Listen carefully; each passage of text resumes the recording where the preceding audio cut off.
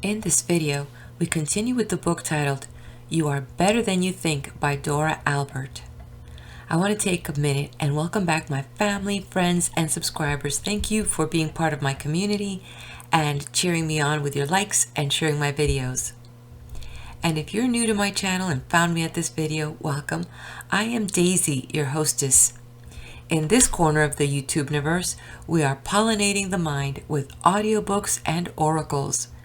Look around my playlist, there's bound to be something to pique your interest, from self-help to mythology, dappled with oracle readings to bring some levity.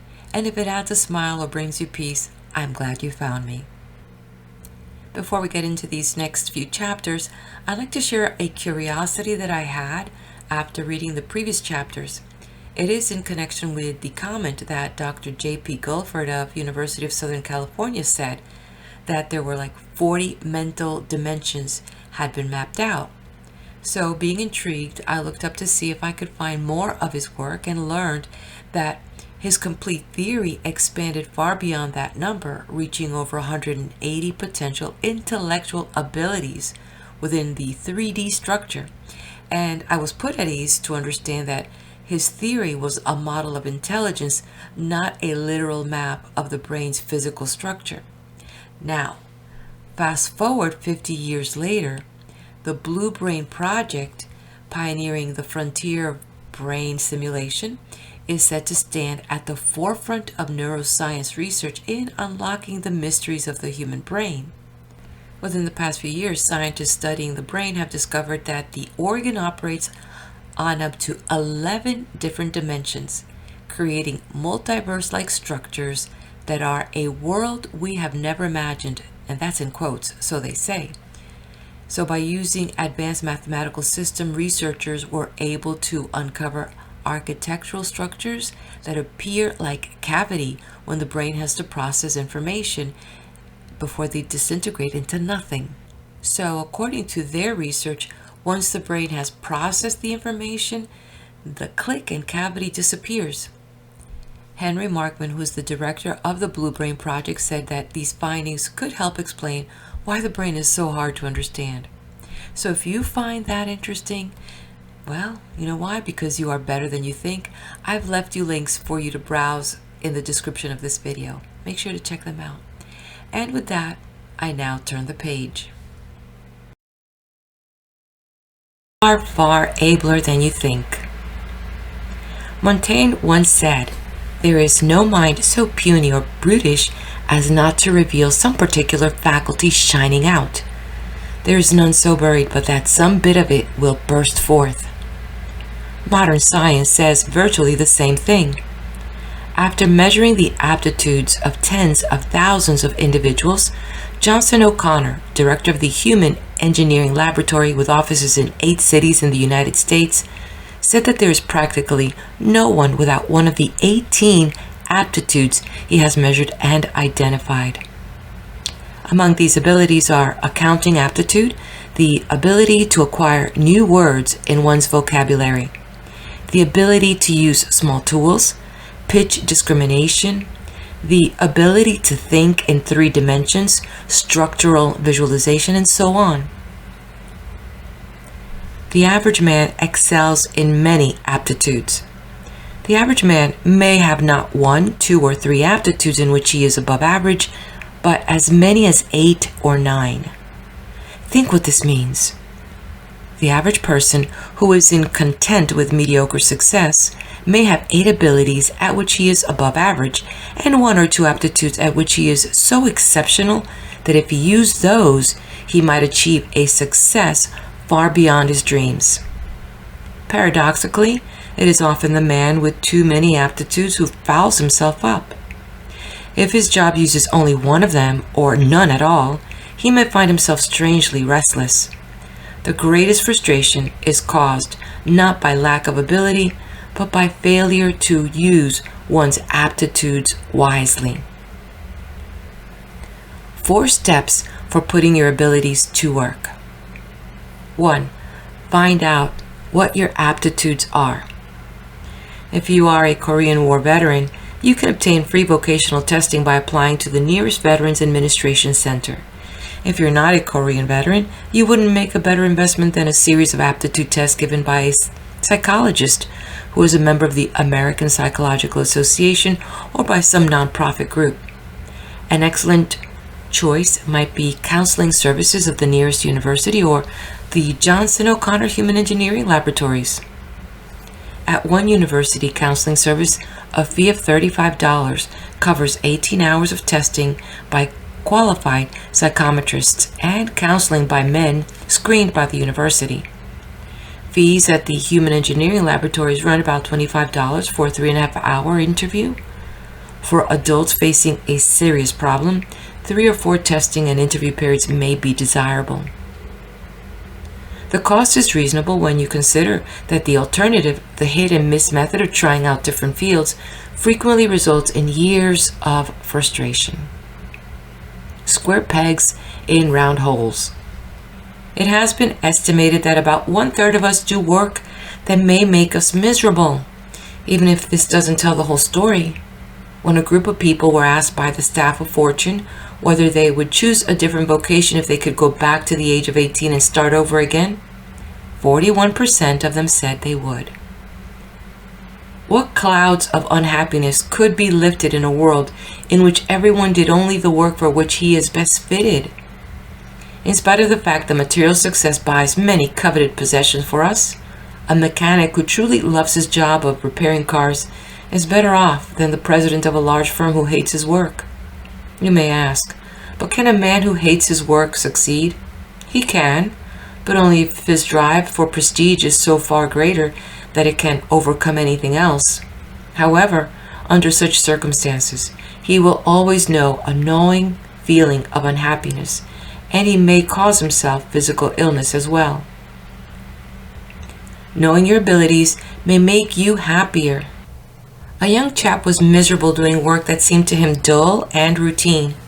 Finally, he reached the limit of his endurance. He felt as if he couldn't stand his dull routine another day. Aptitude tests by the Human Engineering Laboratory indicated that he was gifted at mechanical drawing and layout work. Guided by this knowledge, he joined a sign painting firm. A few months later, he proudly brought to the Human Engineering Laboratory a sign he made for them at a fraction of its cost. "We've been flooded with work," he said happily. "I've been working daytimes and evenings." "Well," asked a neighbor who had been watching him proudly install the sign, "do you like your work?" "You couldn't buy me off it," he said. This is true of almost anyone who does work utilizing his greatest aptitudes. The idea is to use as many of those aptitudes in your work as possible. From clerk to advertising manager.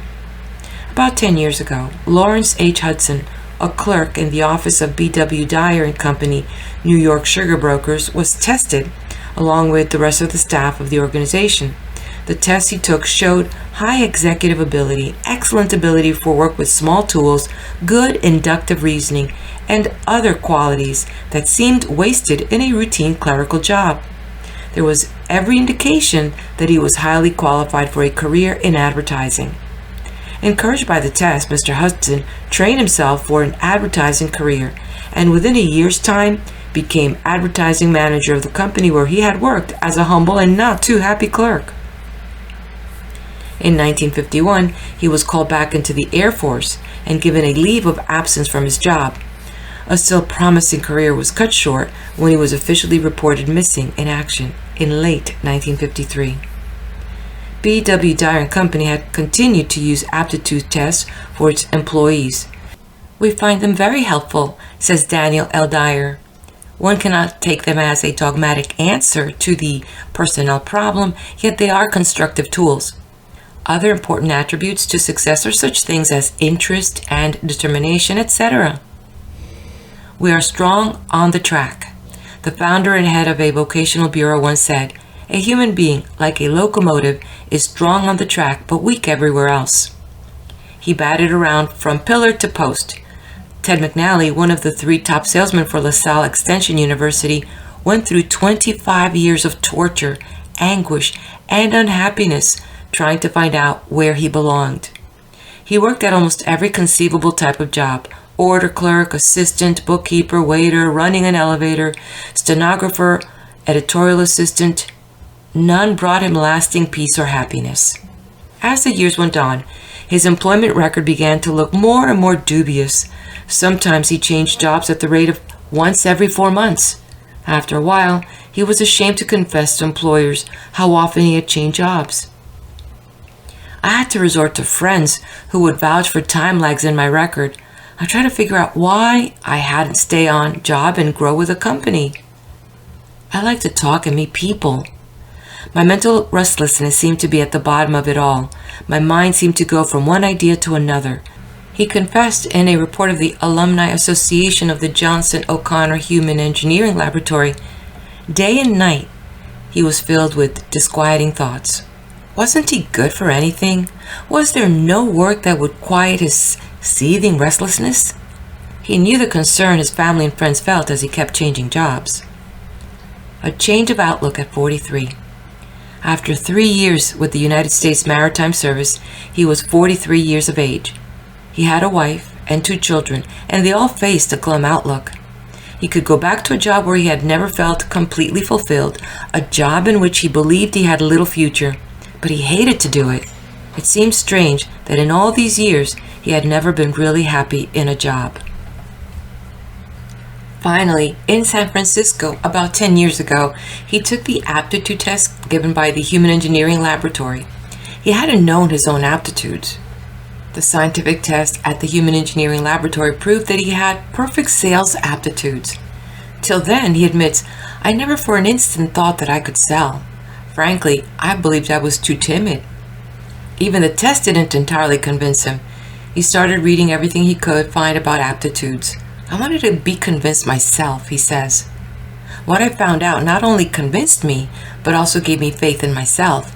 I found out what made me restless and why my thinking was concerned with abstract ideas.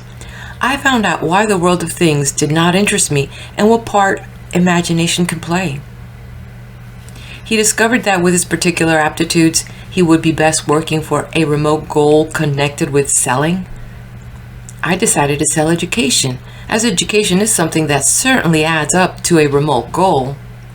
Since then, he has studied salesmanship from A to Z and has read over 50 books on selling. Not long afterwards, he became registrar with LaSalle Extension University and has been with them ever since. My years with LaSalle, he says, have been the happiest years of my life. My wife and I own our own home in Anderson, California. We're not rich, but we are all happy. And as I am writing this, I can look over to Snow Peak of Mount Lyson to the east and Mount Shasta to the north and the beautiful rolling hills of Northern California. Well, I wouldn't be here if it wasn't for the aptitude test I took. Johnson O'Connor believes that the amount of wasted ability in the world is astonishing. The world is full of mute, inglorious Miltons, of outstanding architects working as clerks, potentially great industrial designers repairing TV sets, etc. 2. Use your abilities. The average man has from 4 to 9 abilities in which he is above average. Most men use some of their aptitudes, says Johnson O'Connor. Very few use all of them. The average person is faced with the problem of what to do with his leftover abilities. Sometimes it's possible for him to handle more responsibilities on the job he already holds. Solution for an executive. An executive can sometimes change his routine so that he does more of the work for which he is best fitted. In one contracting firm, the president was extremely unhappy. He was under such tension, he had gotten to the point where he felt he just couldn't carry on any longer. Along with the other members of the firm, he took a series of aptitude tests. He was told that his aptitudes resembled those of a practicing engineer and that he would be happier if he would do more work in the field. His wife, who was tested at the same time, showed excellent ability in dealing with personnel problems. Today he spends more and more time in the field while she handles the personnel problem he found so vexatious. Use leftover aptitudes for hobbies. As a rule, the man of 40 or over finds it hard to change from one career to another. Sometimes the wisest thing for him to do is to use some of his leftover abilities as a guide to hobbies he'll enjoy. For instance, one engineer discovered that he had excellent aptitudes in the field of music. However, he also had engineering aptitudes. He was reassured to find that he had abilities in the field of his choice. He is using his musical aptitudes by teaching his children to enjoy music. The more of your aptitudes and talents you can use, the happier you will be. Meaning of the word talent. The word talent comes from the Greek word talanton, a monetary unit of high value. As we are taught by the parable of the talents from the book of Matthew chapter 25, a talent that is not invested is more of a liability than an asset. Talents we possess but don't use will be taken away from us or rust to a point of uselessness. We are obligated to put them to use. 3. Examine your interests. In Chapter 2, I suggested that it might be wise to study the subjects in which you are more interested. The signal of interest is just one way to illuminate the path you should follow in choosing a career. However, it is so important that the late Dr. William Moulton Marston said to me, "A man's future success depends on his ability plus what he enjoys doing." The only person who can give helpful vocational advice is likely to be a psychologist who finds out what you want to do and enjoy doing. Interests and aptitudes often go together. Today, most scientific vocational guidance experts will test you not only on your aptitudes, but also on your preferences. The Kudu Preference Record and other tests of one's interests recognize the fact that there is very often a certain common ground between what one is interested in doing and what one can do. When a man finds that he can do what he is interested in doing, he is likely to feel that the green light is in his favor. And he's right. One's interests often lead to commercial profit, even if they aren't pursued for that purpose. Usually, we're better equipped to do what we really like to do than we don't enjoy doing. The 17 most common interests. In a study done under contract to the U.S. Air Force, Dr. J.P. Guilford of the Department of Psychology at the University of Southern California and his associates analyzed the most powerful interests in a group of 600 airmen and 720 officers. They found 17 interests that were very strong in both groups. Since the men tested included both officers and enlisted men, it was a very representative sampling. We may conclude that the 17 interests that were strong in both groups are probably the most prevalent interest in the general population. Now, the important point is that if you have some of these interests very strongly, you should find some way to use them, either in your work or in your recreation. These 17 interests are mechanical interest, scientific interest, love of adventure, interest in social welfare, aesthetic appreciation, aesthetic expression, culture conformity, somewhat familiar to acceptance of conventional ethical principles, self-reliance, clerical interest, desire for diversion, love of fantasy, need for attention, resistance to restriction, business interest, outdoor work interest, physical drive, and aggression. Notes for your notebook. In your notebook, write down each of these interests. Then check those interests that seem to be very strong in your own personality. Wherever you have checked an interest, answer these two questions. Do I use this interest in my work? Do I follow this interest in my hobbies? What to do about unexpressed interest? If you have checked any interest that is not reflected in either your work or your hobbies, decide right now that you will find some form of expression for this interest within the next 2 days. For instance, suppose you have checked an interest in social welfare but have never actually done anything that you feel is of service to others. You will never be happy till you find some way of expressing that altruistic interest. I remember my meeting when I was writing for a radio magazine with a brilliant associate director and thinking that undoubtedly he would someday become a successful editor. He had the intelligence and the ability to do it, but he also had a tremendous interest in social welfare. Had he been offered a job editing a magazine that served altruistic purposes, I'm sure he would have leaped at the offer.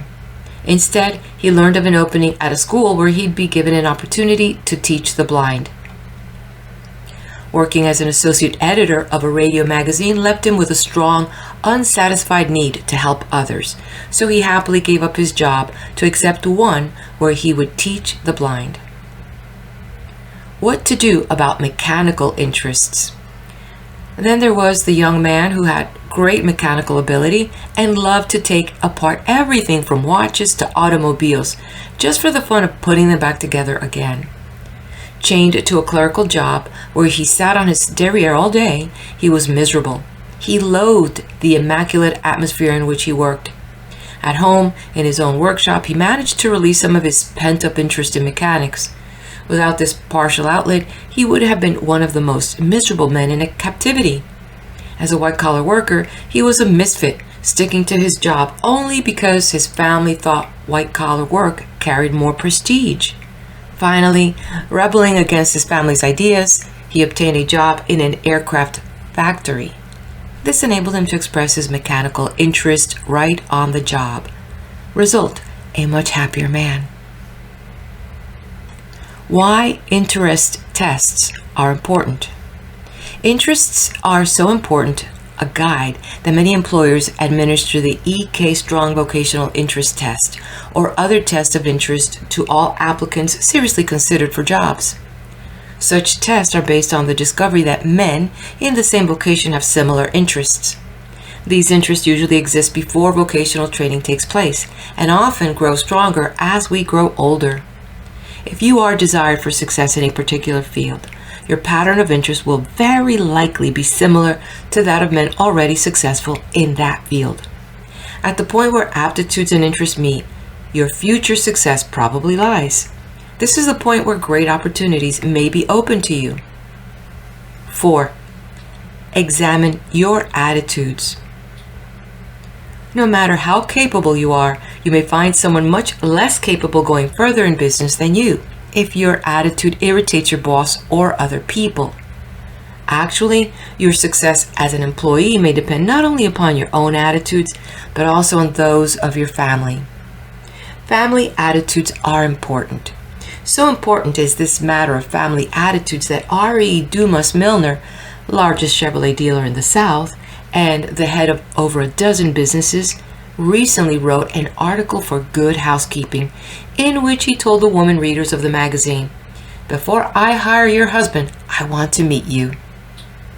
The kind of wife you should have. Would you like to know what he considers the most desirable type of wife for an employee of his firms? According to Mr. Milner, a good wife is 1. Friendly, 2. A good citizen, 3. Capable. She doesn't meet her husband with a list of grievances. 4. Part of her community. 5. Adaptable. 6. Primarily interested in her husband, her home, and their children. However, if your wife doesn't meet all Mr. Milner's qualifications for an ideal wife or a business executive, don't despair. He says that if a man has the wrong kind of wife, he will still give him an opportunity when he deserves one, but that he will promote him more slowly and watch him more carefully. Of course, it is much easier to control your own attitudes than to control your wife's. The ability for which Rockefeller paid the highest price. One of the most important qualifications for getting ahead is the ability to get along with our fellow men. The late John D. Rockefeller once said, "The ability to deal with people is as purchasable a commodity as sugar or coffee, and I pay more for that ability than for any other under the sun." In most firms, every man is expected to get along well with other employees. Like a football player, he is regarded as a member of a team. If he is in a supervisory capacity, he is like a football coach who is expected to inspire those working under him to do their best. If you think you are not making as much progress in your work as you should first find out whether you have the right abilities for the kind of work you are doing. But let's face the facts. Most men fail to get ahead, not because of lack of ability or aptitudes, but because their attitudes are not considered desirable by the top men in their firms. Personality failures do more to hold individuals back than lack of ability. Failure is a curable bad habit. Dr. Gerald R. Pascal, director of the Psychological Service Center of the University of Tennessee, believes that failure is a bad habit, and, like other bad habits, can be changed by a process of re-education. Just as animals who fail to react as we want them to can be retaught, so he believes individuals can be retaught too. The kind of behavior that we call failure is usually a symptom of some underlying attitude, he wrote me. Before the tendency to fail can be attacked, it is necessary to understand what lies behind this kind of behavior. There are a number of reasons why a person would tend to fail to the extent that he would have what he might call the habit of failure. For instance, he may be failing because he is unconsciously trying to punish his parents. A young man may have a considerable amount of unresolved aggression directed against a father figure who is very ambitious for his son. The son unconsciously uses failure as a means of punishing his father. This sort of basis for failure is very common. Another basis for behavior that we call failure would be underlying strong feelings of inadequacy in the person who fails. These people do not expose themselves by making strenuous efforts to succeed, with the feeling that if they have not really tried, no one can say they really failed. In order to cure a person of the habit of failure, it is necessary to extinguish underlying attitudes. These attitudes are treated by us as habits and as such can be changed, just as we change the habits of animals in the laboratory. Usually people need help in order to discover the unconscious attitudes that underlie their habits of failure. The attitudes that lead to success. In a study at the Institute of Personality Assessment and Research at the University of California in Berkeley, the following qualities were found very important in deciding whether or not an individual was destined for success. 1. Leadership abilities. And this means not only willingness to discharge your responsibilities, but also the ability to supervise others. 2. Interest in intellectual matters. 3. The desire to succeed. 4. An inner conviction and faith that you have a date with destiny, that you will succeed. However, many thoughtful men may well stop and ponder as to whether they want success as it is usually defined. Very frequently, success is defined as the achievement of greater material wealth and power than most of one's fellow men. 2 types of success. Dr. Mandel Sherman of the University of Chicago found that striving for this type of success may actually lead to failure. Known as the superiority type of success, it consists of pitting oneself against all competition. For some men, this is a great challenge, but for others, it may lead to a nervous breakdown. But Dr. Sherman believes, as I do, that success of the right kind is available to every man. To achieve it, a person must make the greatest possible use of his abilities. He must find inner peace in work he enjoys doing, and he must never be envious of others who achieve success. Since most of us use only a fraction of our real abilities, we can do many times as well just by trying to come a little closer to our own ceilings.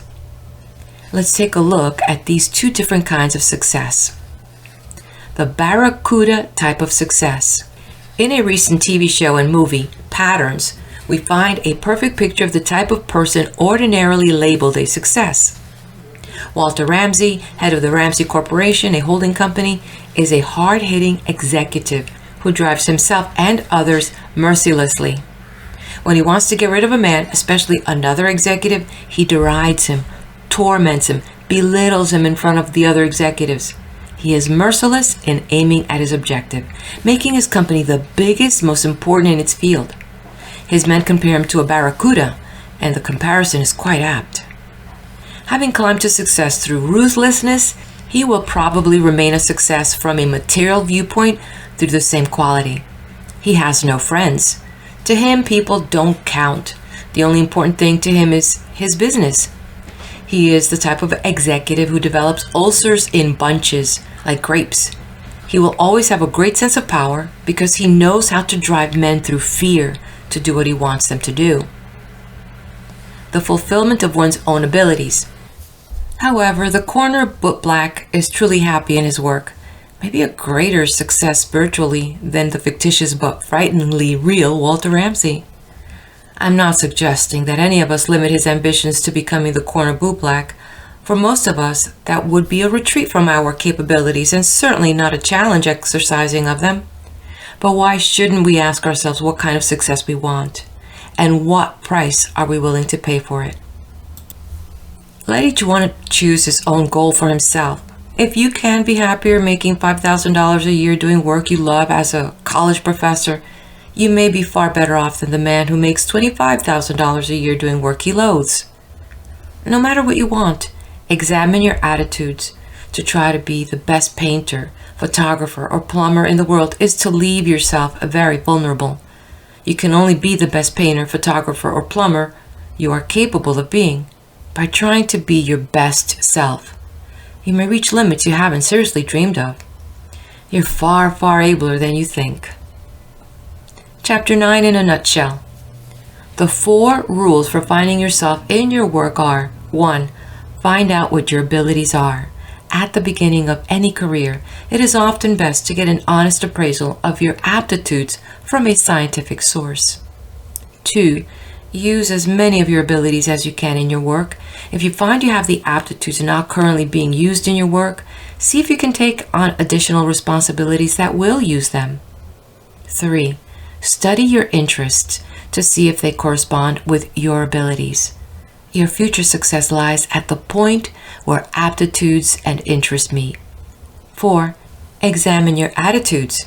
If you aren't paying as much progress as your ability warrants, ask yourself how well you get along with your fellow employees or the men you supervise. If you seem to have a tendency to fail, try to get constructive help in analyzing the causes of your will to fail. Part 2, Chapter 10.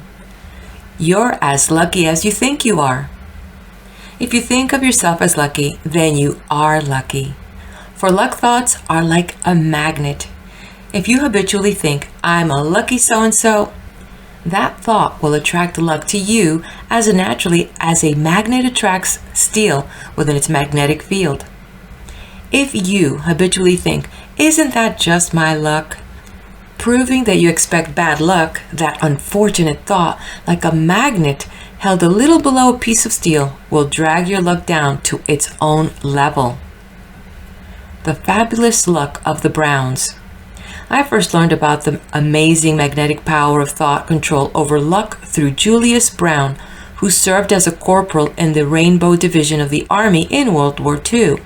My husband was a private first class in the same division, and he and Julius became good friends. The Browns impressed me so much that I later wrote about them in an article in Your Personality on how to improve your luck. The day that Corporal Julius Brown and his wife Esther came to visit us in Hollywood was when I first began noticing the fabulous luck of the Browns. They spoke of it quite frankly. Did we want to get tickets to a show that was very popular? Oh, with their luck, we'd get them all right. Did we want to have dinner in a restaurant that was usually so crowded you had to wait for 3 hours? With their luck, the waiting period wouldn't be nearly so long. Did we want a prime rib roast? This was in the days of rationing. With their luck, we'd surely find one. Believe it or not, this seemingly preposterous idea actually worked more often than not. I finally came to the conclusion that it was because the Browns expected things to work out favorably, and when they did, they commented with glee. Most of us are so busy concentrating on the things that go wrong, we often don't notice the hundreds of things that go right. I took a leaf from their book and began talking about the luck of the Haynes, my married name, and by golly, the luck of the Haynes worked. Through practical experience, I have come to the conclusion that you can improve your luck in various ways. How to improve your luck. 1. Think yourself lucky. On Wall Street, they tell the story of the man who lost a fortune in the 1929 crash. He was reduced to his last $5,000. Panicked by what he regarded as his ill fortune, he jumped from the roof of a very high building. In that same year, a man who had never had any money beyond the barest necessities of life won $5,000 in a lottery. He was wildly elated and regarded himself as the luckiest of men. And he was, because he thought he was. Each man had the same amount of money. To one, it spelled such bitter misfortune that he gave up all the hope of future. The other, it spelled good luck in capital letters. Actually, from that point on, each man's luck was determined by how he felt at that particular moment. Most of us won't go to such extremes as the man who leaped from the roof. Nevertheless, we make our own luck, good or bad, by our mental attitudes. The man who doesn't think he has a chance to win won't bother to submit suggestions in the suggestion box. Maybe his idea would be good enough for a prize, but before he begins, he defeats himself by saying, "Oh, they wouldn't pay any attention to what I suggest. Nobody ever does." You can win contests. There are those who have never entered a contest because they convinced themselves that most contests are crooked. About $40 million in cash and merchandise was distributed in the United States last year to those who knew that it was perfectly possible to win. Obviously, you can win only if you enter a contest.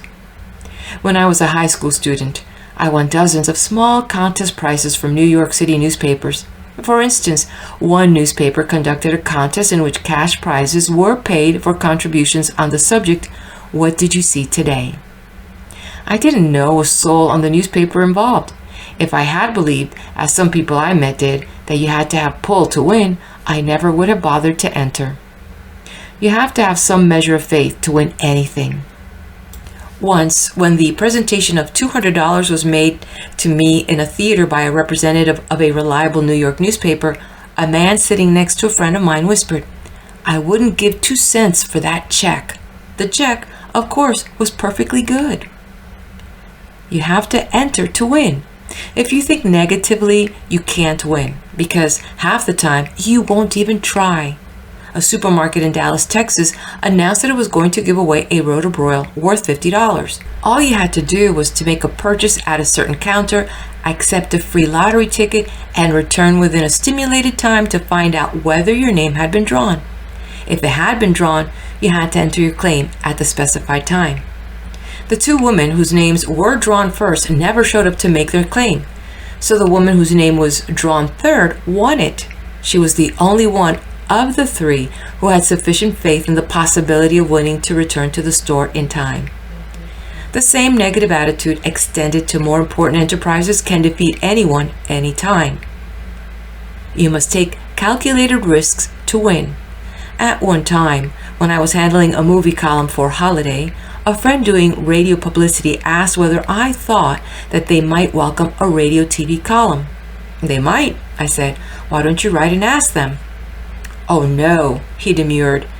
"They don't know me from Adam, but you already have a contact with them. Won't you please write and ask them about it?"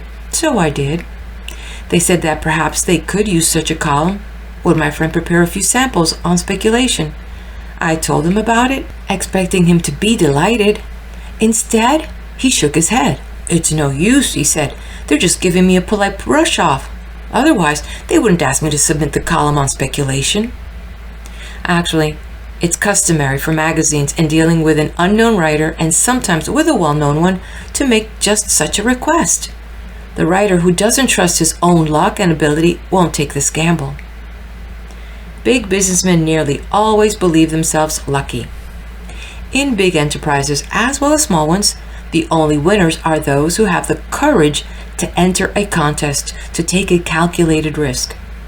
Robert R. Young wouldn't be in control of the New York Central Railroad today if he hadn't had the courage to enter a proxy fight in which powerful forces were arrayed against him. The $5,000 stake. If you had only $5,000, would you have the nerve to bid on a business for which the asking price was $50,000?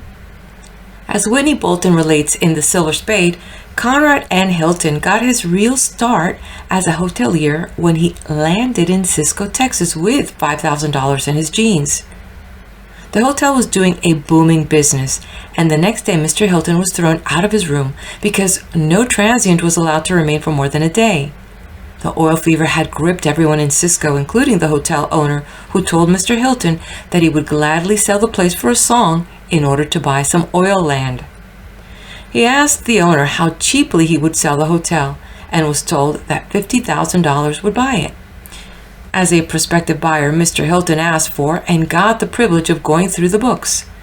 Though the hotel was a steal for the price, he persuaded the owner to drop the selling price to $40,000, then promised to get the money to him within a week. Most men in his place wouldn't have had the nerve, with just $5,000 to their name, to bet on a hotel whose rock-bottom price was $40,000. Credit based on a smart business deal. Mr. Hilton got in touch with his mother and two close friends, and each contributed $5,000. He now had $20,000. He raised the other $20,000 by walking into a Cisco bank and telling the president about the deal he had made. And so Conrad Hilton started the career that was to make him one of the greatest hotel men in the country. Mr. Hilton was able to recognize his lucky break because he could evaluate the hotel's worth from its books. He'd already had a certain amount of experience in running a small hotel in San Antonio. This brings us to rule number 2 for luck. 2. Prepare for your lucky break. The Chinese have an interesting proverb. The more you know, the more luck you will have. My own personal variation on this reads, the better you prepare, you are for the lucky break you want, the better luck you will have. There should always be some preparation for the lucky breaks you hope for. Professional gamblers never go into any game without knowing the odds. Nick the Greek, the famous gambler, wouldn't think of tossing dice without knowing the odds against him. Why should you and I? If what we want is more important than winning a crap game, we'll certainly need to prepare more thoroughly than by just reading an article on odds. The more important the lucky break we want, the more thorough our preparation must be. For instance, if you'd like to win a contest, study the rules carefully. Read some books or articles on contesting by contest winners and prepare your entry carefully. But if you want a lucky break that will carve out a whole new career for you, your preparation may take years. In their biography, Hugh Roy Cullen, A Story of American Opportunity, Ed Kilman and Theon Wright tell us that the fabulously successful oil man believed that you can be lucky only if you don't trust too much to luck. If you plan anything before you do it, he said, you will usually come out all right. Every step in Hugh Roy Cullen's career was a preparation for future lucky breaks. He left a successful business in Oklahoma and came to Texas because he believed that the natural flow of wealth from the Southwest would go into that direction. 3. Always take the long view. Whenever you have to make a decision, choose the alternative that will improve your luck in the long run, not the one that will improve it for just a short period. Accept risks or take a lower salary when necessary, if it will advance you along the path you wish to climb. About 22 years ago, Edward O. Morgan, sales manager for Ador Sales Inc. of Fullerton, California, gave up a job at Shell Oil Service Station at $150 a month to start with American Airlines at $80 a month. Why did you give up a larger salary to work for only $80 a month? I asked. Because I've always liked to look ahead 10 or 20 years, he said. If I remained at the service station, about all I could look forward to was being superintendent. When Mr. Morgan finally left American Airlines, he was district manager of passenger sales. He joined Carroll Fenn Company because he believed that for him, the prospects of advancement there were even better than they had been at American Airlines. Subsequently, he became sales manager for Ador Sales Inc. when he became convinced that this company manufacturing and selling sliding aluminum glass doors offered an even greater opportunity. 4. Remember, what looks like bad luck may be good. At the time any event happens, it is often difficult to judge whether it will eventually benefit or harm us. Much depends on our own attitudes. When A.J. Cronin was told by his doctor that he would have to give up his medical practice for at least 6 months and live quietly in the country, his wife regarded it as a stroke of bad luck. But out of what at first looked like misfortune came his first great novel, Hatter's Castle, and a career as a successful novelist. He'd always dreamed of writing a novel, but had never had the leisure time to try it. His enforced rest at a quiet place in Scotland gave him the incentive and the time to go ahead with his first novel. A.J. Cronin's case reminds one of the parable of the old man at the fort by the Taoist philosopher Letzi, as reported by Ling Yutang, The Philosophy of a Wise Old Man. Whenever his neighbors commiserated with him on what looked like a stroke of ill fortune, the old man would say, "How do you know this is bad luck?" Usually, after a certain amount of time had elapsed, the seeming stroke of ill fortune would prove to be a godsend. The old man was never overelated by what seemed like good fortune or depressed by what seemed like bad luck, for he was convinced that only time would determine into which classification an event fell. Evidently, concluded Ling Yutang, this kind of philosophy enables a man to stand a few hard knocks in the belief that there are no such things as hard knocks without advantages. Like metals, they always have a reverse side. The redhead with the nervous breakdown.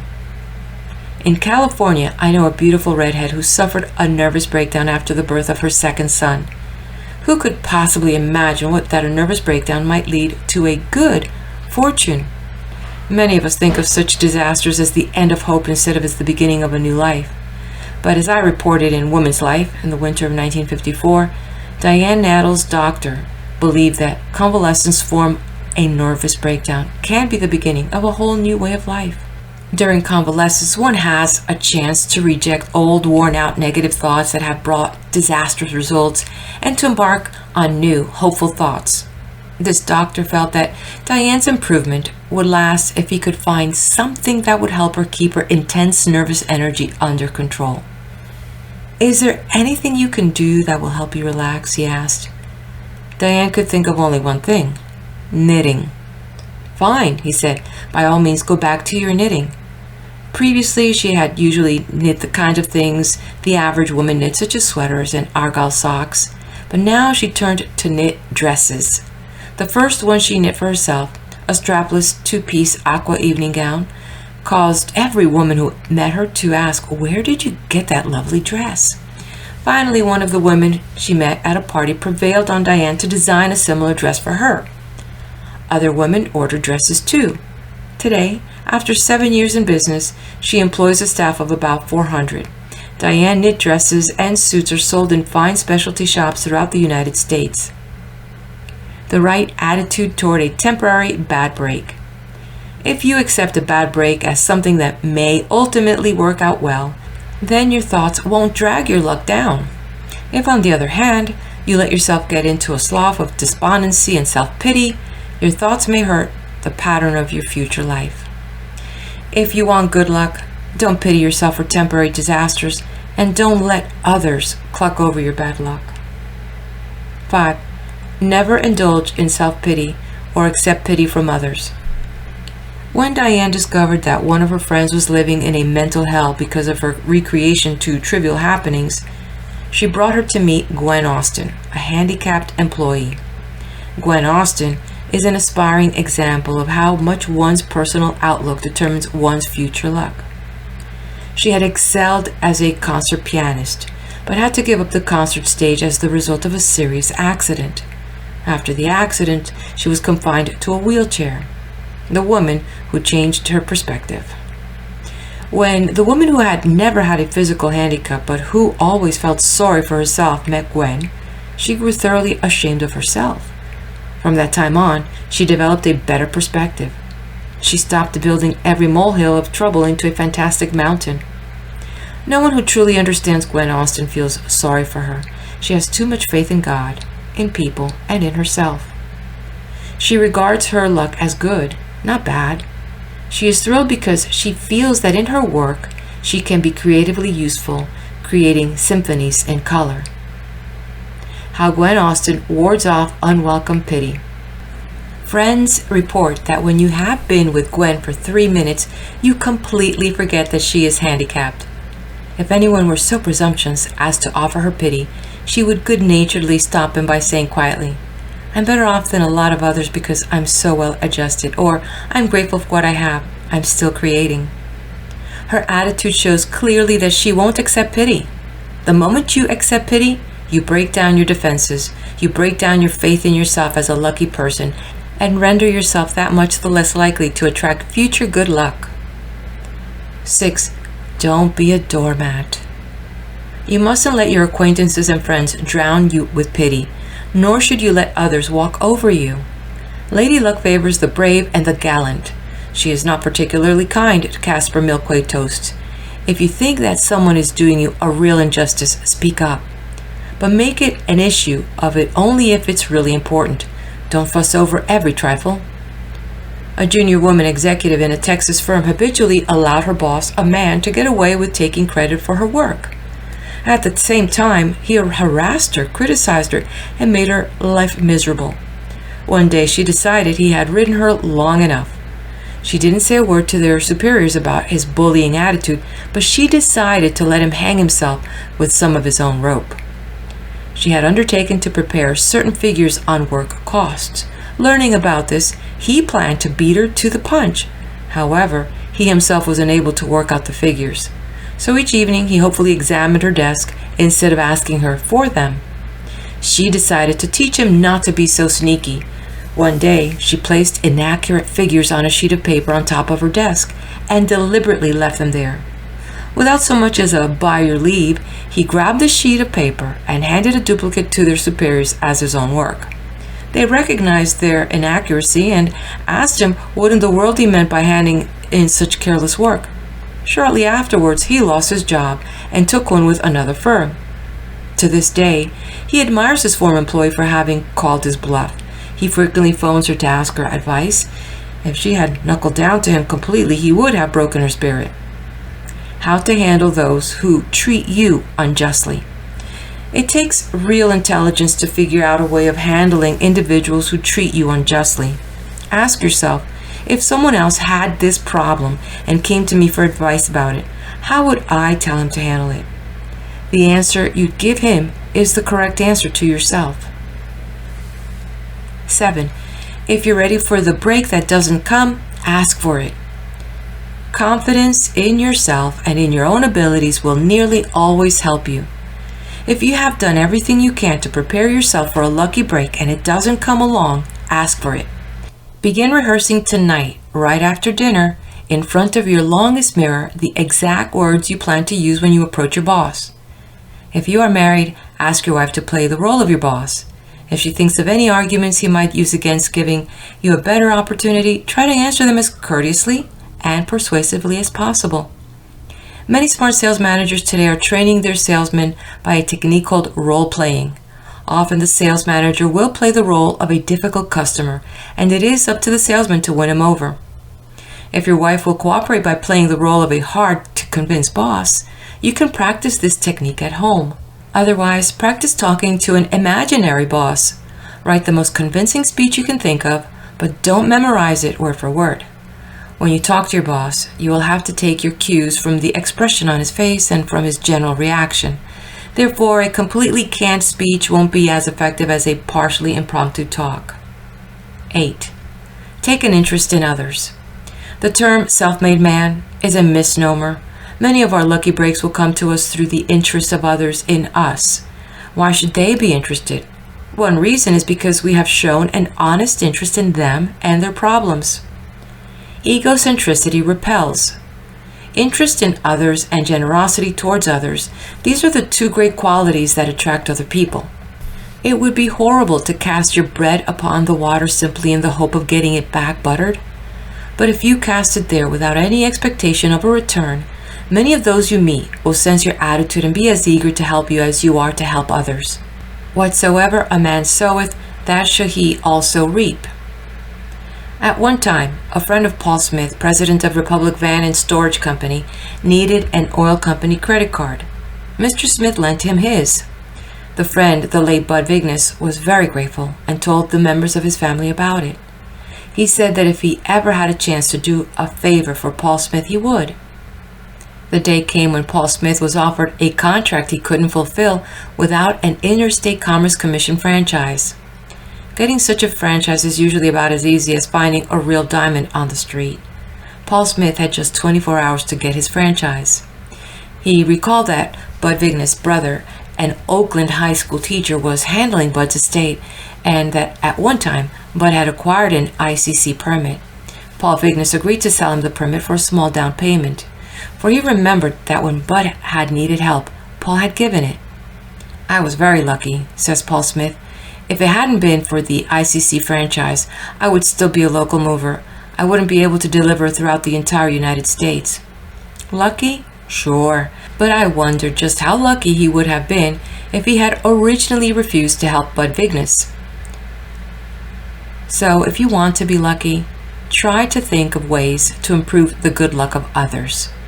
Tonight, in your notebook, list 3 individuals whom you know and like. Next to the name of each one, write down something you believe he needs or wants very badly. Then give yourself this assignment to figure out within the next week what you can do to help each of these 3 achieve his goals or realize his dreams. Somehow, your own kindness will come back to you, though not necessarily from the same individuals to whom you have been kind. If you live in an atmosphere of goodwill towards others, you will reap good will toward yourself. How to use your 3 golden keys to improve your luck. Golden key 1, thought. 1. Think, I'm a lucky person. 2. Be realistic. Don't place your luck thoughts preposterously high.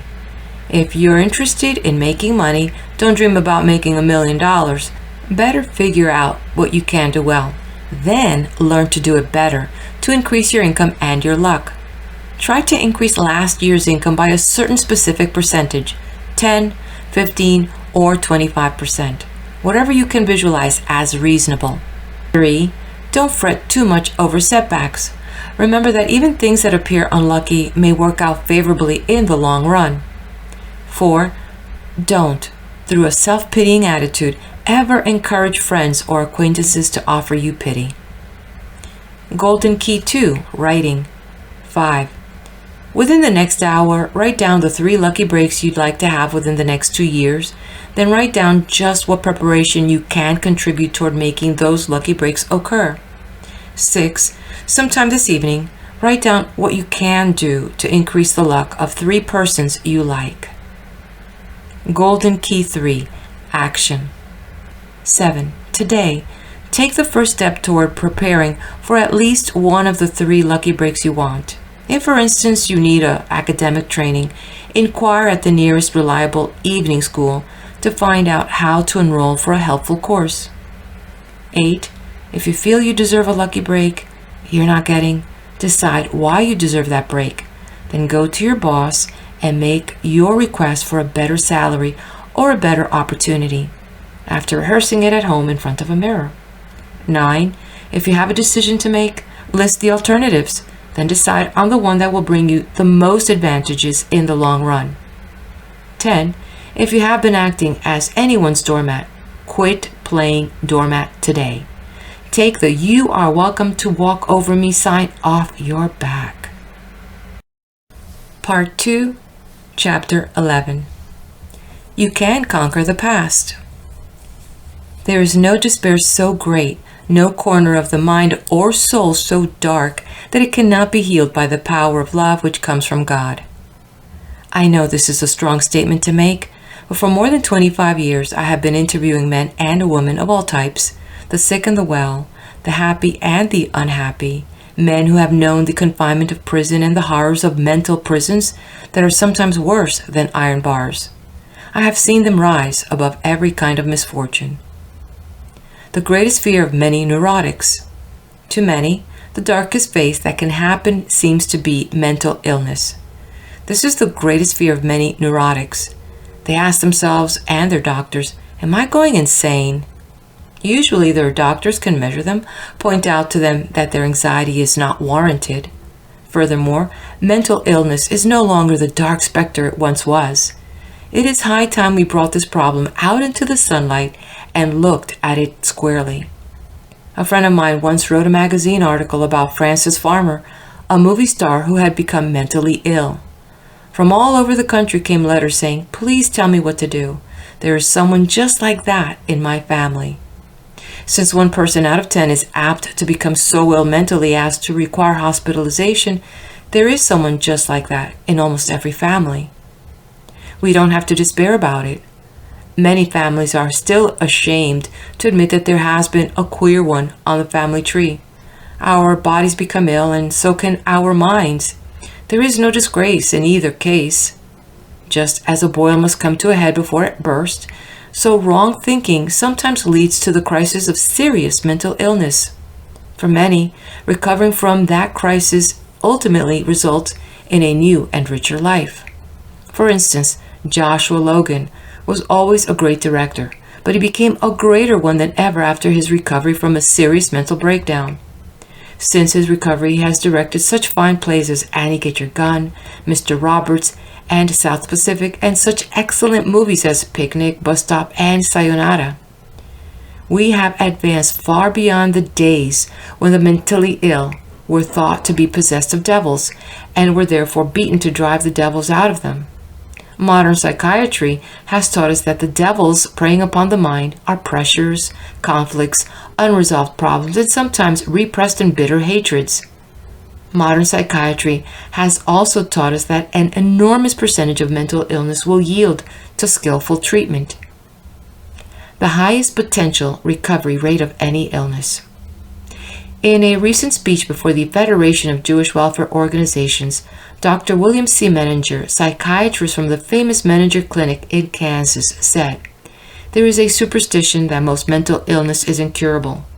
The actual fact is that mental illness has probably the highest potential recovery rate of any group of illnesses, provided proper treatment is provided in time." The man who proved he was sane. There are many wonderful stories about minds that have found themselves. One that I have always chuckled over was related by Walter Winchell in his column. Winchell told of a certain New York senator who, after a nervous breakdown and hospitalization, recovered and went back to the Senate. During a hot debate, one of his opponents shouted, "You're crazy!" The senator triumphantly pulled out his discharge certificate from a mental hospital. "I can prove that I'm sane," he said. "Can you do as much?" The ball player who had a breakdown. Another man who can also prove that he is sane is Jimmy Purcell, ball player for the Red Sox. Once he suffered a nervous breakdown so severe that he was confined to the violent ward in Westboro State Hospital. He tells the complete story of his breakdown and recovery in the moving book Fear Strikes Out, written in collaboration with Al Hirschberg. As a child of the Depression, Jimmy never knew financial or emotional security. Often his father, a house painter, could find no work. When he saw that Jim was very good at catching ball, he encouraged him. One day, the boy remarked, "This is fun." "Never regard ball playing as fun," his father rebuked him. "If you take it seriously enough, you can make big time. There's plenty of money in big league ball." Prompted by his father's remarks, Jimmy never again regarded ball playing as fun. Whenever he played, he worried about whether he would become good enough for the big time. Even after he played in center field for the Red Sox, he was always afraid something would go wrong. Worry has his constant companion. His mother had a nervous breakdown, and naturally he worried about that. Later, his father had a heart attack. Jim, who had hoped to go to college, had to abandon this plan and support his family. He fell in love with a wonderful girl and married her, but this added to his financial burdens. After his daughter Aileen was born, money worries became practically an obsession with him. Constant chronic anxiety does strange things to the mind. Fear turned one little red demons of doubt and distrust in his mind. These demons caused him to misinterpret what he read and heard until he believed that the world was against him and that the manager of the Red Sox wanted to get rid of him. He became mentally ill and violent at times. One day he found himself in the Westboro State Hospital in Massachusetts. "Please, God," he prayed, "make me well and normal so I can get out of here." It would be misleading to say that a single prayer caused Jimmy Purcell to recover, but it helped put him in a frame of mind for cooperating with the doctors. Within 6 weeks of his admission, he was discharged as well. Said the doctor, "You worried yourself into this place by your fear of the future. You've been cured of that fear. Now you must never again allow yourself such negative thoughts. Remember, you are ready to cope with anything. The chain of fear that had cut him off from understanding God's love had been broken. Now his mind and heart could reach out eagerly for God's love. Today he is playing great ball again. In addition, he covered the World Series for the Boston Globe for 2 successive recent years. Paramount Pictures released a movie based on his life story. Jimmy Pearsall has discovered that he is much more capable than he dreamed. Before his illness, he never suspected he could write. Now, he knows that even if he stopped playing baseball, he would be in demand as a sports writer. Just as Jim Pearsall has discovered that prayer could set him on the road to recovery from mental illness, so men and women throughout the world facing the darkest hours of their lives have found help through prayer. Religion can be a great healing force. Actually, religion can be a great healing force or a great menace, depending on whether the basis of religious thought is mainly faith or fear. Some of the ancient religions taught that gods would be furious if men didn't make bloody sacrifices to them. But today's great religious teachers emphasize a God who is the symbol of love. It is through faith in such a God that the weakest of human beings can find regeneration and strength. When we believe that God the Father is good, generous, and forgiving, we have a great incentive for trying to please Him. Because we are indeed children of God, He treats us as the venerable Father treated the prodigal son, welcoming us back with rejoicing when he went to go his way. One of the most inspiring stories I know of a modern prodigal is that of the Reverend Andrew Murray Griffin of Monterey Park, California, a Methodist minister. Today, Reverend Griffin is respected for his work in helping guide young people, including juvenile delinquents.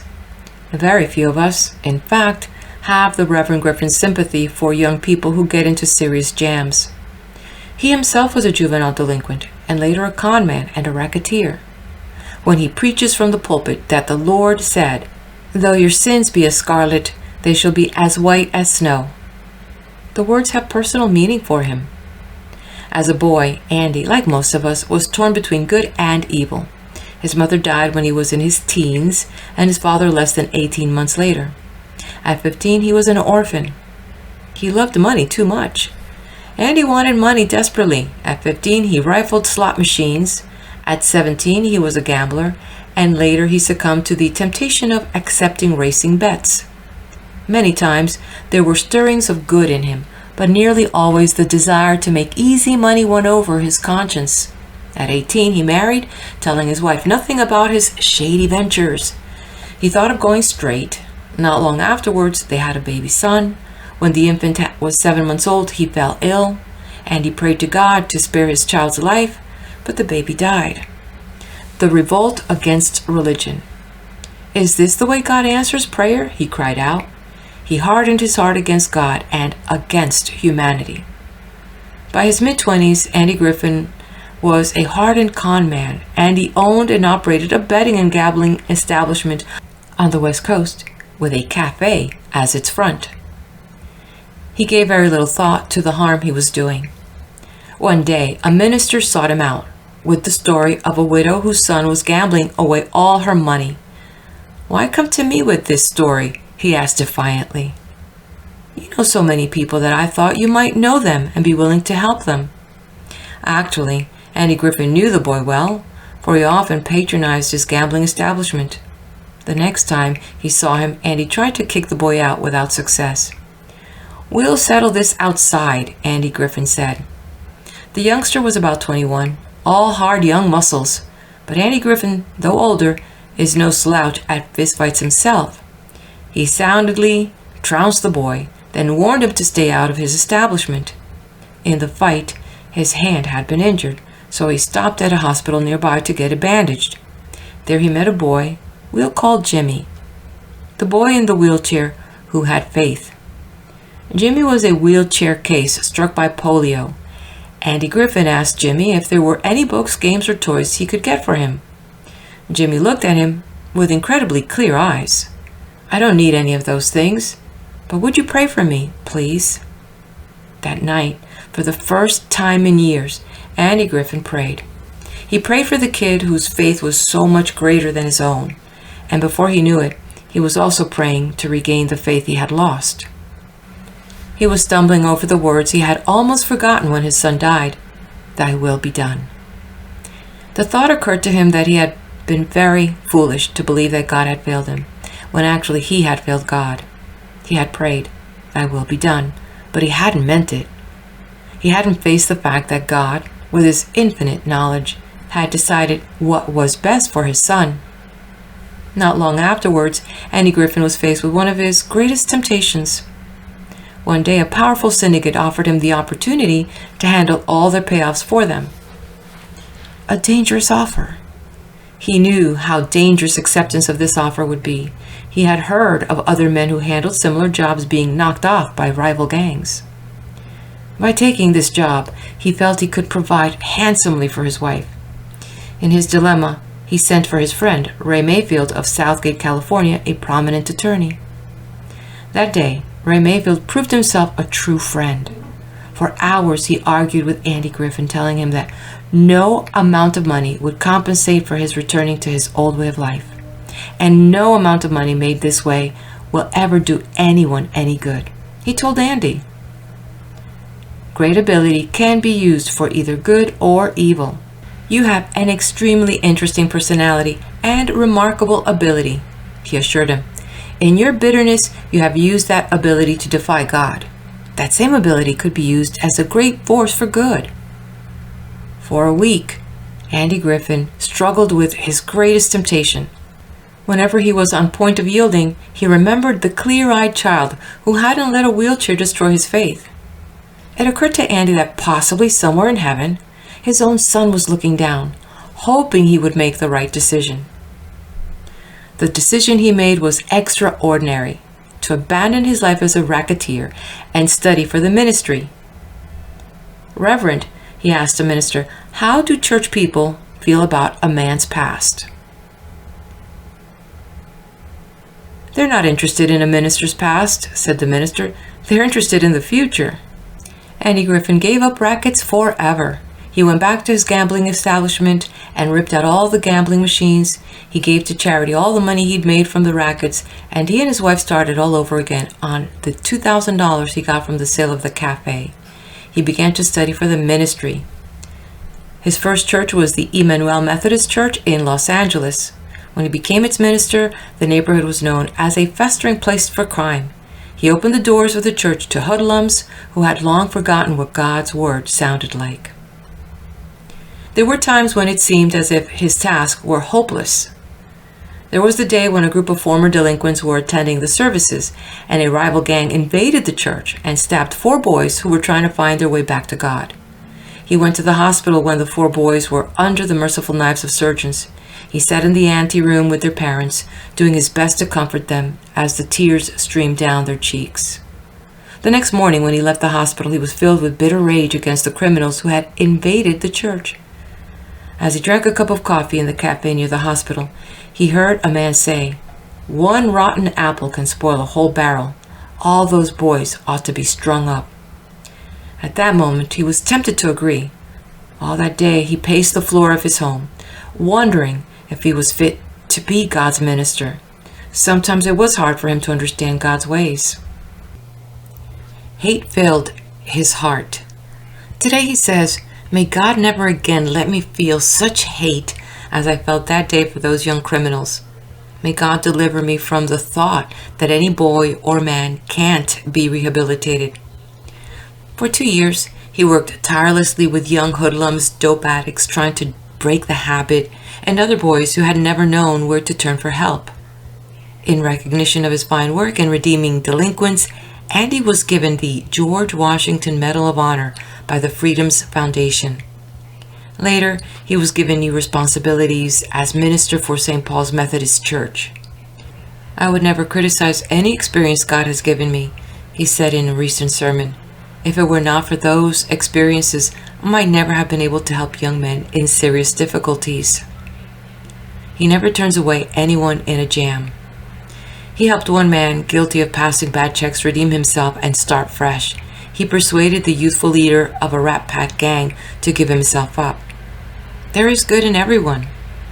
As Ralph Edwards said in his TV show, This Is Your Life, in presenting the Reverend Andrew Griffin to an audience of millions, yours is a life, Reverend Andrew Griffin, that proves there is good in everyone, if only we can see it and make use of it.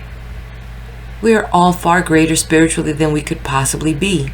The Hindus say, the spirit within me is greater than this earth and sky and the heaven and all these united. What is this spirit within us that can link itself to God? It is faith. When our faith is weak, we seek hopelessly and helplessly for a substitute. Can you imagine a woman whose faith was like a ribbon in shreds, whose life was a mockery of everything it should have been, and who sought a substitute in countless bottles?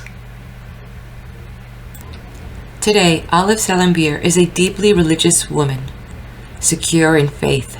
Red-haired, blue-eyed, attractive, Olive is president of the Specification Packaging Engineering Corporation of North Hollywood, California, a business organization that believes in God. Today, not only Olive, but all the members of her highly successful company stop at various times during the day to utter a silent prayer to God. At meetings of the board of directors, when difficulty problems arise, Olive or some other member of the board will say, God has helped us before. Why can't we depend on Him to help us through this difficulty, so long as we do what we know is right? The strange secret behind Olive's success. What few outside her intimate friends and closest business associates know is that Olive and her husband, Robert Salambier, founders of a business worth $1 million, suffered for years from alcoholism. They don't know that once, in a moment of desperation, Olive drank enough ant poison to kill half a dozen women, and that she was brought to an emergency hospital, where she was unconscious for 5 days. She regained consciousness to hear the doctor say, "It's out of our hands from now on." Why she resented the saving of her life. "When I recovered, I should have been grateful for being alive," she told me. I wasn't. I was bitterly resentful. I felt no one wanted to accept me, certainly not God. If He didn't want me, I didn't want Him either, even though the doctor had predicted that if I had another drink, I would die. I continued drinking. She started visiting doctors, none of whom helped her. She never confided what her real trouble was. Finally, one doctor who sensed what was wrong gave her a series of gymnastics exercises to do in the hope of getting her mind off alcohol. It helped for a while, but she always went back to the bottle to escape from reality. When I was drunk, she told me, I could imagine I was anything I wanted to be, a great pianist, a famed author, a great painter, or if I was in the mood for self-pity, a poor little match girl type of character. The remark that made her want to change. One day, an elderly lady told her that the root of all her trouble was drink, that no lady would drink as she did. She decided to prove to the old lady that she could stop drinking any time she wanted to, but she found she couldn't. For the first time, she asked her doctor if there was some way she could stop drinking. He said he could introduce her to several of his former patients who had conquered their weakness for liquor. They would be glad to help her. To her surprise, she found that all of them had a firm belief in God. By ourselves, we couldn't make it, they said. It's His help that gives you the strength to fight your own weakness. Because of her previous defiance of God, she felt she couldn't appeal to Him. She addressed her prayers to a Chinese elm near her home. Somehow, she told me, my problems were solved. I didn't solve them, and I know the tree I talked to didn't solve them. It must have been a higher power, which I feel is all around us and in us. The answers are there, just as there are always answers to algebraic problems, though we don't always know the answers. It is only when we come close to God that they are partially revealed to us. As part of her recovery program, she tried to help other alcoholics. One to whom she was very much attracted was Robert Salambier, whom she met when he was hospitalized as an alcoholic. In trying to help him, she fell in love with him. The business that was started with $4,000 and a prayer. After his release from the hospital, he worked in an aircraft factory. Then he, and a few friends got together, raised $4,000 among themselves, and started their own packaging firm. Today, the company is outstanding in its line and has won many prizes for its technical work. All employees are chosen for what they can do, regardless of whether or not they have suffered from alcoholism or a nervous breakdown in the past.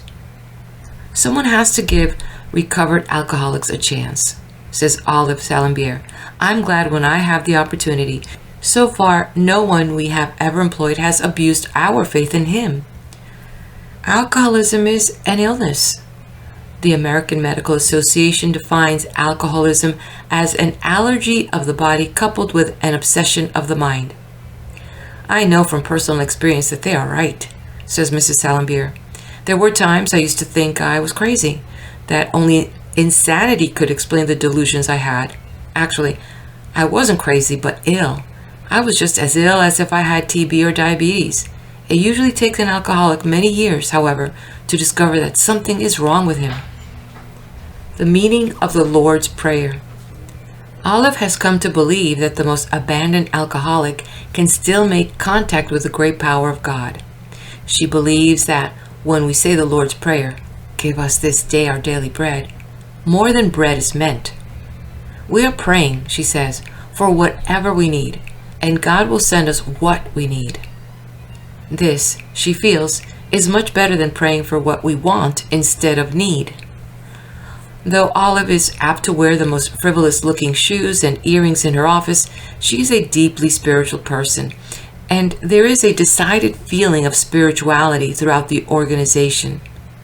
Olive believes that God meant his children to be happy, to love him, and to do his will. Though she belongs to no specific church, she is constantly in touch with God through prayer. This is true of most men and women who have lost faith and been lucky or wise enough to find it again. In The Power of Positive Thinking by Dr. Norman Vincent Peale says, "It is important to realize that you are dealing with the most tremendous power in the world when you pray. Any method through which you can stimulate the power of God to flow into your mind is legitimate and usable." Dr. Peale himself has a 3-part formula for praying. Now, the idea of a formula for prayer sounds almost blasphemous to some, but as Dr. Peale explains, new and fresh spiritual techniques are being constantly discovered by men and women of spiritual genius. His 3-part method of praying works, says Dr. Peale. He has suggested it to numerous individuals who have used it. Step 1. Pray your eyes. Go about every day discussing with God in a natural, normal manner the questions you will have to decide upon later on in the day. Ask for his guidance. Step 2. Picturize. Print a picture on your mind of what you believe to be God's will for you, but first pray about it and put the matter in his hands. Step 3. Actualize. Work hard and intelligently so that your prayer may come true, if it is God's will that it should. We all possess unlimited spiritual powers. We are most at peace with ourselves when we call upon the source of all great spiritual power to give us strength in crisis where we might otherwise be weak. No man can sink so low in God's esteem that his prayer will not carry as fast as the speed of light to the power that hears all prayers. The atheist who called to God in a crisis. I have known a few men who have called themselves atheists, yet in the depths of despair, they prayed to a God in whom they had professed not to believe. The reporter who went in search of God. One of the most interesting books on modern religious thinking is A Reporter in Search of God by Howard Whitman. He traveled on buses, streetcars, and into temples and churches to find out what men think of God. He tells a striking story of a chaplain at the 8th Air Force Base in East Anglia, England. "Prayers will never bring your planes back safely, boys," this chaplain told a group of men. "You'll have to depend on aerodynamics." "You mean prayers are a waste of breath?" was their incredulous retort. The chaplain patiently explained that they had misunderstood him. Prayer has helped bring many planes home, not because prayer is magic. It would be odd if God violated the laws of gravity every time a crew prayed. However, praying gives the crew the calm and peace of mind its men need to concentrate on bringing the plane home safely. Chapter 11 in a nutshell. You are spiritually far greater than you believe because within you is the Spirit of God. Within you is a power for love that can conquer anything and everything: mental illness, adversity, sense of guilt, alcoholism, and despair over every ill that assails the human mind and body. Even when you cannot throw off illness, you are so great spiritually that God will give you the strength to endure suffering if you pray for it. One of the greatest of modern bugaboos is mental illness. Even that is being conquered by men, aided by God. Today, mental illness has a higher proportion of successful cures than most physical illnesses.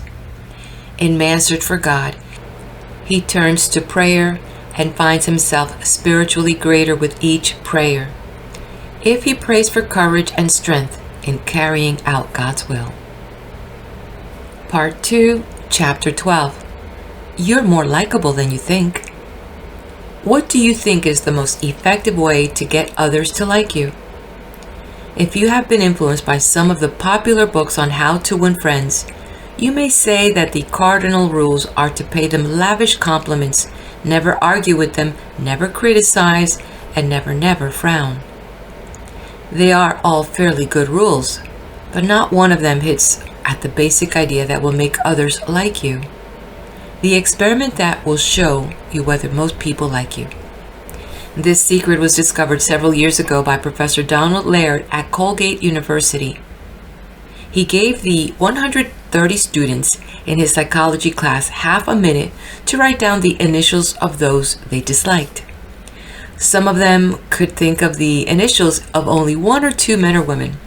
Others thought of as many as 14 they disliked, and were still busily writing away when the signal rang for the end of the half minute.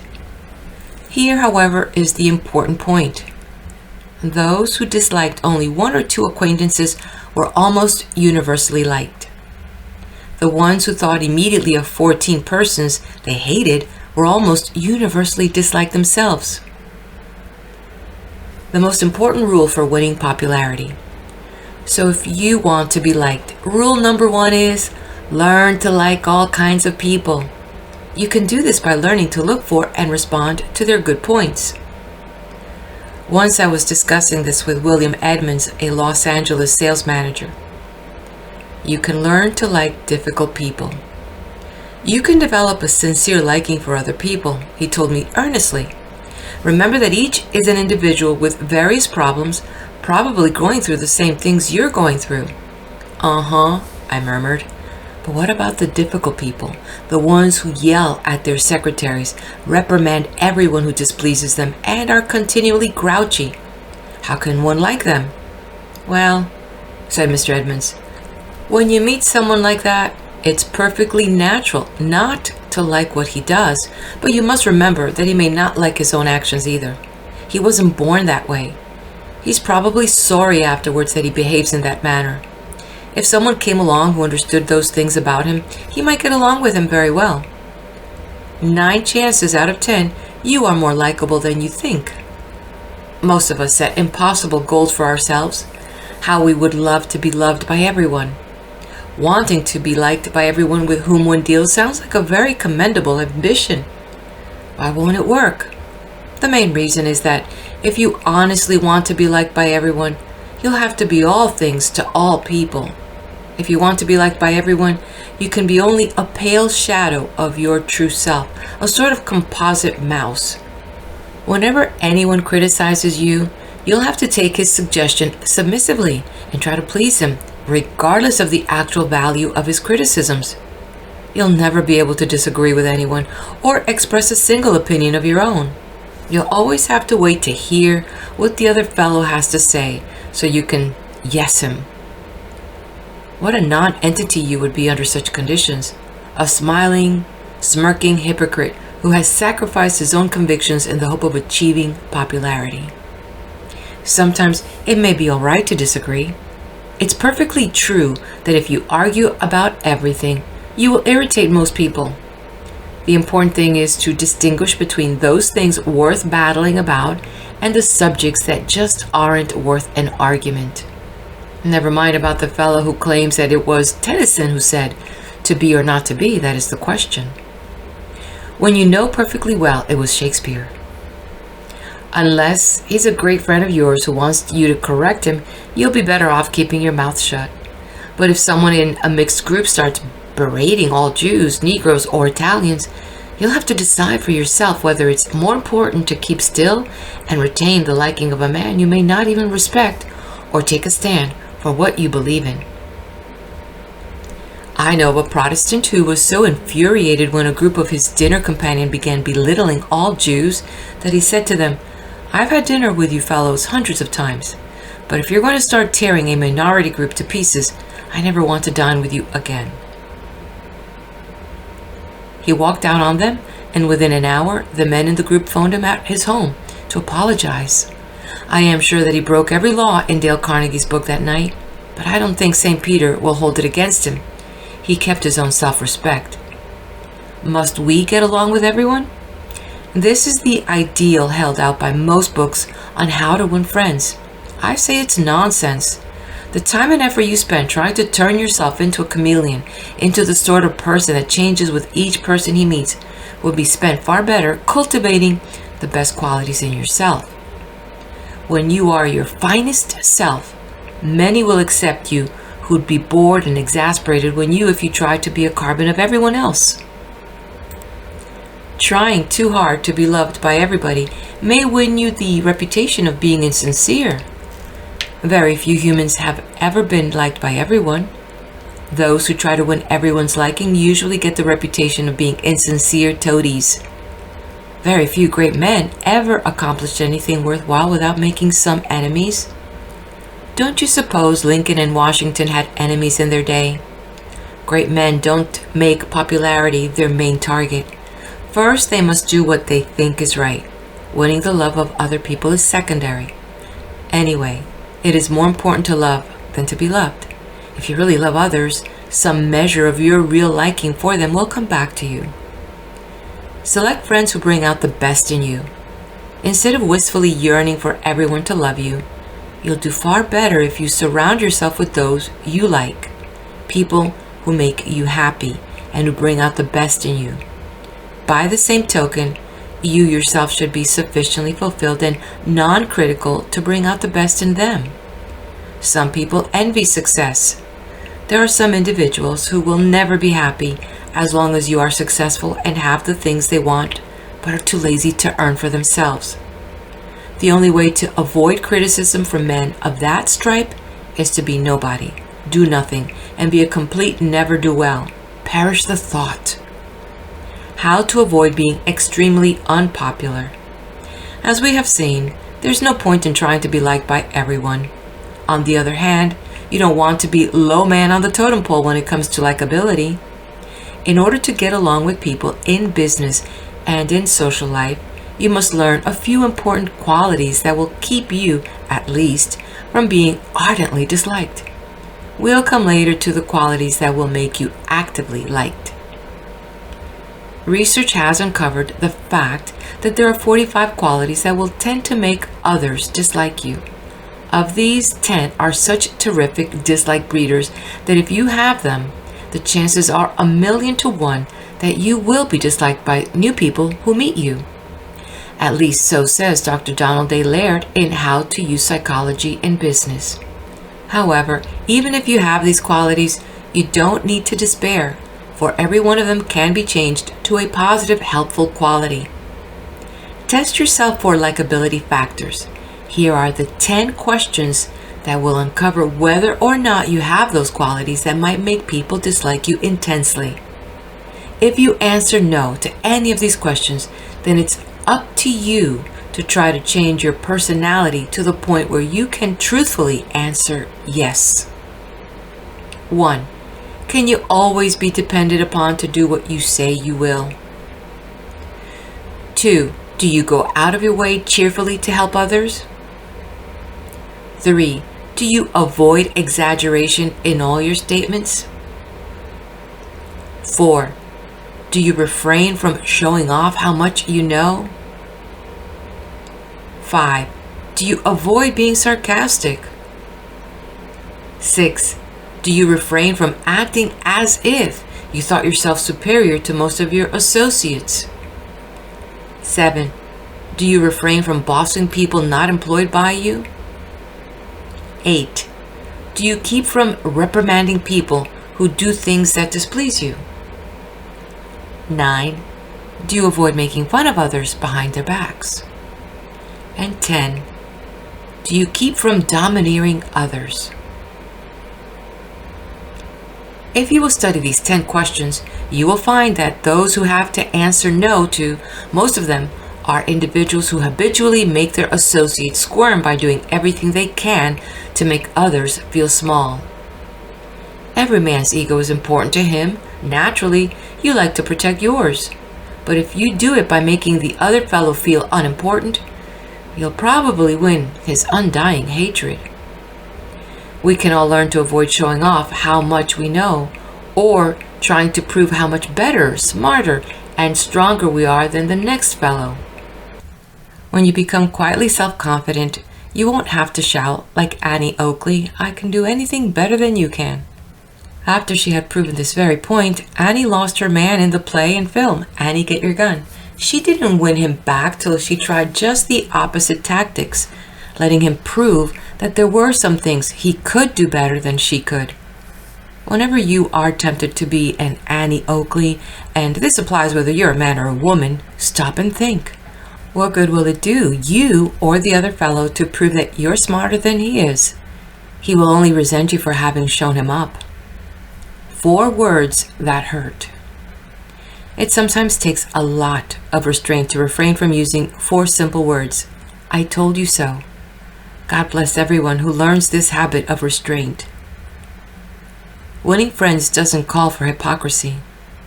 If you can answer yes to the 10 most important questions Dr. Laird ever asked on the subject of popularity, then you have the fundamental qualities that will make you likable. One thing's for sure, to be liked, it's not enough to be a Uriah Heep, always humble, always bowing and scraping, always seeming affable. In fact, Dickens, with his deep knowledge of human nature, made Uriah Heep a villain. If you dislike people, as Uriah did, and pretend to like them, you yourself will not be a very likable person. It's genuine liking and admiration for others that counts. High cordiality will help make for popularity. Dr. Roswell H. Johnson, noted psychologist and family relations advisor for the American Institute of Family Relations, believes that the extent of your cordiality has a lot to do with your chances of being liked. 3 ways to make yourself more friendly and cordial. Here are 3 specific suggestions from Dr. Johnson. 1. Learn to obey your impulses of generosity, kindness, tenderness, affection, and gratitude. Every time you feel a loving impulse, express it in some way. If you miss expressing this impulse at the time you feel it, express it later, even if it's only in writing or drawing. But try to express the loving impulse to the person involved by a note or a phone call, if nothing else. 2. Learn to let even painful feelings bring you closer to others. When you feel lonely, seek out people. Learn to let your feelings of loneliness carry you toward people rather than away from them into some kind of solitary escape. Let your feelings of inferiority carry you into asking questions, observing, and learning from others rather than into protective isolation. 3. Share your enthusiasms and your cheerful, gregarious moods with others. When you feel cheerful and want to share an enthusiasm or experience with others, get in touch with someone or some group without delay. If you're tempted to dismiss the impulse or postpone it by saying to yourself, there's no use bothering them, then, above all, take a deep breath and go ahead immediately. For instance, suppose on a weekend you've just discovered a new place where the fish are really biting. There's rather shy, reserved fellow in your office who habitually reads Field and Stream or some other outdoor magazine. Ask him if he'd like to have lunch with you so you can tell him about a wonderful spot for fishing you've just discovered. When at lunch you start discussing your mutual interests, fishing, you'll probably find he isn't so reserved when talking about his real enthusiasms. A very important secret of popularity is to be more conscious of the other person than of yourself. Watch the other person. Take your cues from him. When he's in the mood to talk, let him. When he wants to be left alone, leave him alone as soon as possible. In that kind of mood, he will only resent your presence. You do not need mental telepathy to read people's thoughts. Whenever you're with anyone, watch the expression that flit across his face. A man has to be a very good actor to hide all his reactions. If you play poker, you have probably learned to judge a man's hand to a certain extent from his face. Of course, many players learn to keep a poker face under such situations, but an astute player can often guess how they feel by slight muscular reactions on their part. Getting along with others is more important than any poker game. So why not study the facial expressions of everyone you meet to sense what they're feeling or thinking? Then if you find that you have accidentally touched on a subject about which your acquaintance has a raw nerve, you'll do your best to change the subject tactfully. Study tactful people. To become more tactful, study the sensitivity with which tactful people approach any subject. They think before they speak. Their inner censor says, "Will what I'm about to say hurt?" And they choose their words with care so that they can help, not hurt others. Dr. Bert Frohman, the great psychiatrist, said to one of his patients, "Never take something away from a person unless you can give him something as good or better in its place." When considerate individuals have a constructive criticism to give, they give it very carefully, handing you more roses than thorns. For instance, I am deeply indebted to Helen Ferguson, a very successful public relations and career counselor. I know she truly likes me because, from time to time, she has given me valuable constructive criticism. She has told me that when I become excited or over-enthusiastic, my voice on the telephone has a tendency to go shrill, which doesn't fall attractively on the listener's ear. She even gave me a formula for improving myself in this respect. Always, she said, put the index finger of your left hand about 6 inches away from the telephone and aim your voice at that. Roses along with a few thorns. When I follow her advice, she expresses pleasure and says that I have a beautiful voice when I remember to lower it. She is so adept at handing me roses along with a very few thorns that I am grateful for. I know that if she didn't like me, she would hand me neither the roses nor the thorns.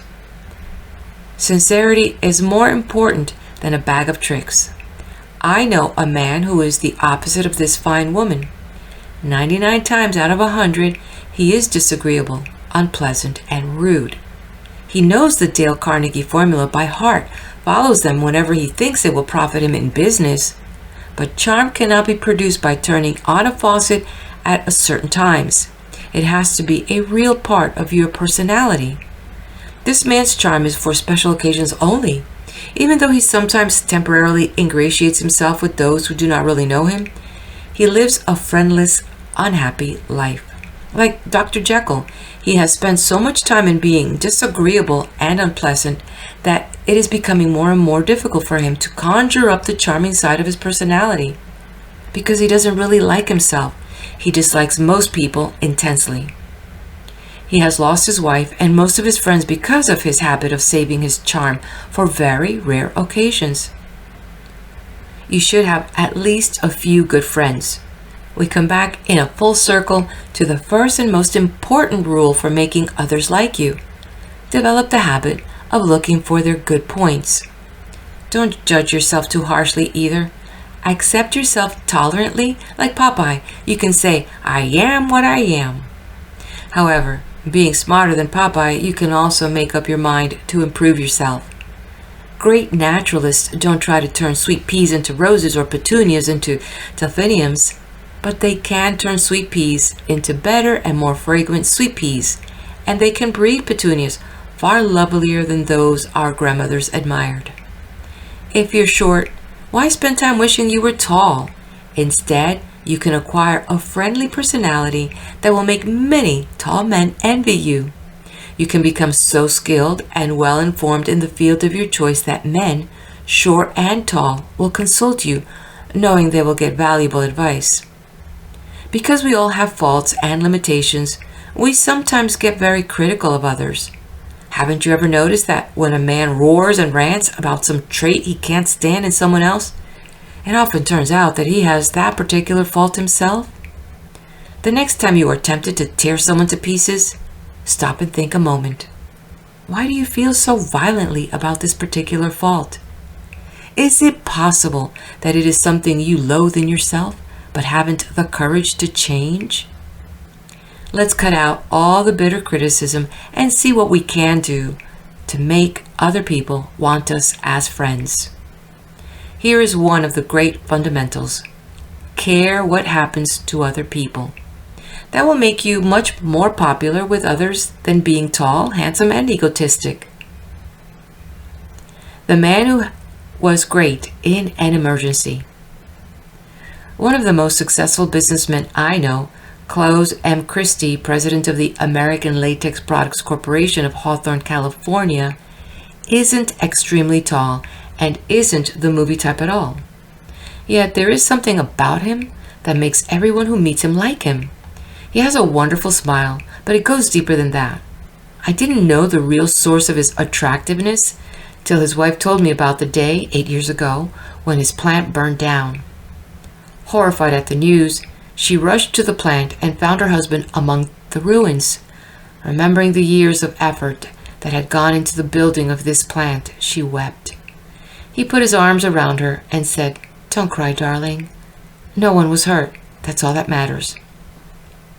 Because of technical problems, he never recovered the full value of his demolished property, but he went ahead with his plans. And the spirit that made him say, "No one was hurt, that's all that matters," lifted him above difficulties to lead the way to new triumphs. That spirit won him the admiration of all his friends, associates, employees, and clients. So to be the kind of person others want as a friend, just think about the other person, his needs and wants, whenever you can. Friendship rarely comes in abundant measure to those who are petty. Let's not be childish about trivialities. Let's not count the number of times we invited Joe to a party, while he only invited us half as often. Undoubtedly, Joe had his reasons, and they were good ones, at least from his viewpoint. The man who wants to get more than he gives to friends will never have real friends.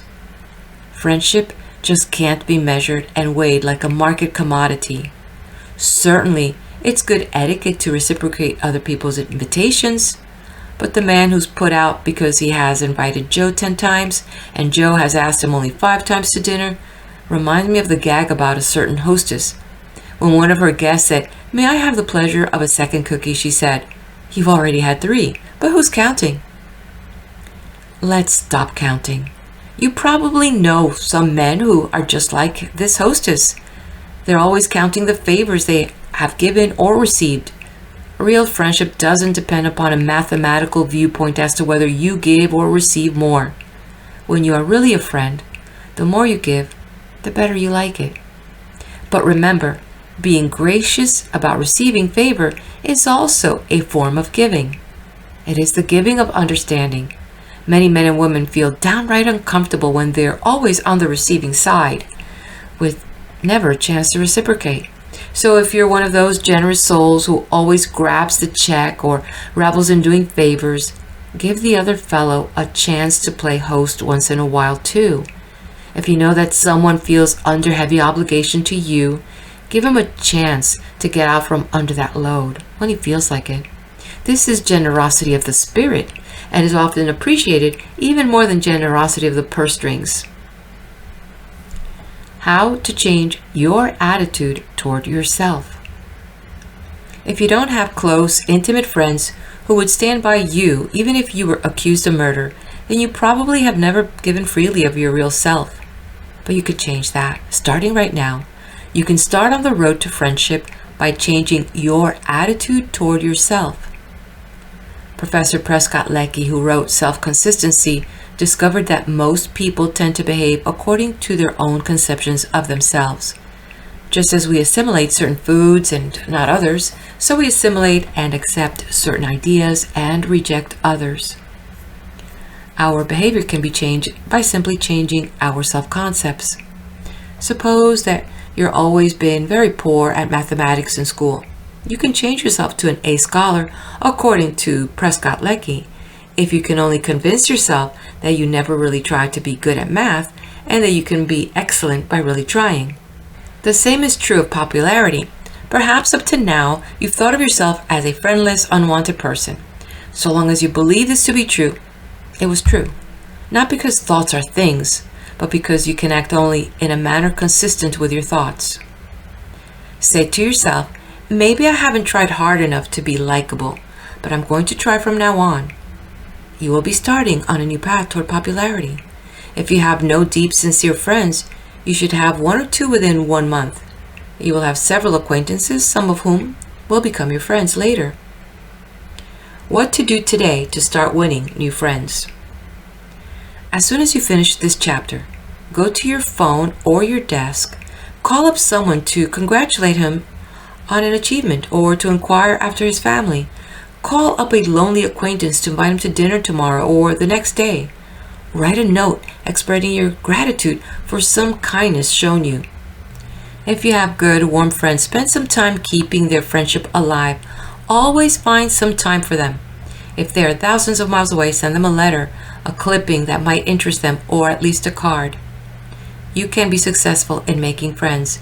If you have been successful in anything else you attempted, you can be successful in making friends. Your other successes show that you have the intelligence and the imagination to get what you want out of life. If you have lacked warmth in the past, it is because someone led you to believe that you are a cold, reserved person, but they didn't really understand you. If you seem cold, it is because you have been afraid of being hurt. Select someone whom seems to you to need and want friendship. Make your first gesture of friendship to him. As soon as you start giving of yourself, you will discover responsiveness in others. If you have had an instantaneous feeling of dislike for someone, don't assume that your feeling was necessarily justified. Wait for some time to give you evidence. One way or the other, look for things to like, even in those you dislike. The very man whom you resent today may, if you will only learn to get over your resentment, turn out to be your best friend. Points to remember. 1. Learn to like all kinds of people by looking for the good points in those you meet. 2. Don't try to make everybody like you. 3. Select friends who bring out the best in you. 4. Be dependable. If you have any doubt about your ability to keep a promise, don't make it. 5. Go out of your way cheerfully to help others. 6. Refrain from showing off, exaggerating, being sarcastic, bossing people not employed by you, and from reprimanding those who do things that displease you. 7. Learn to obey your impulses of tenderness, generosity, affection, and gratitude. 8. Study tactful people. Before you say anything, ask yourself if you're adding more to others' self-esteem than you are taking away.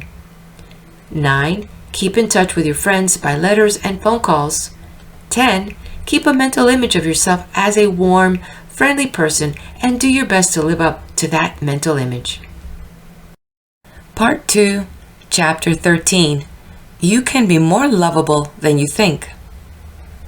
A friend of mine was once being courted by a very intelligent, likable, friendly, but quiet young man whom she later married. One evening when she was out on a date with him, he said wistfully, "I'd give anything to be like Elmer. All my life I have envied men like him who are the life of every party, the delight of every hostess." My friend stared at her beau almost incredulously. "Don't you know the truth about Elmer?" she said. "Every hostess I know considers him an acute pain in the neck. The only reason he is invited to the parties our group gives is because we're all so fond of his wife, Eleanor. I don't know how he managed to win such a wonderful girl.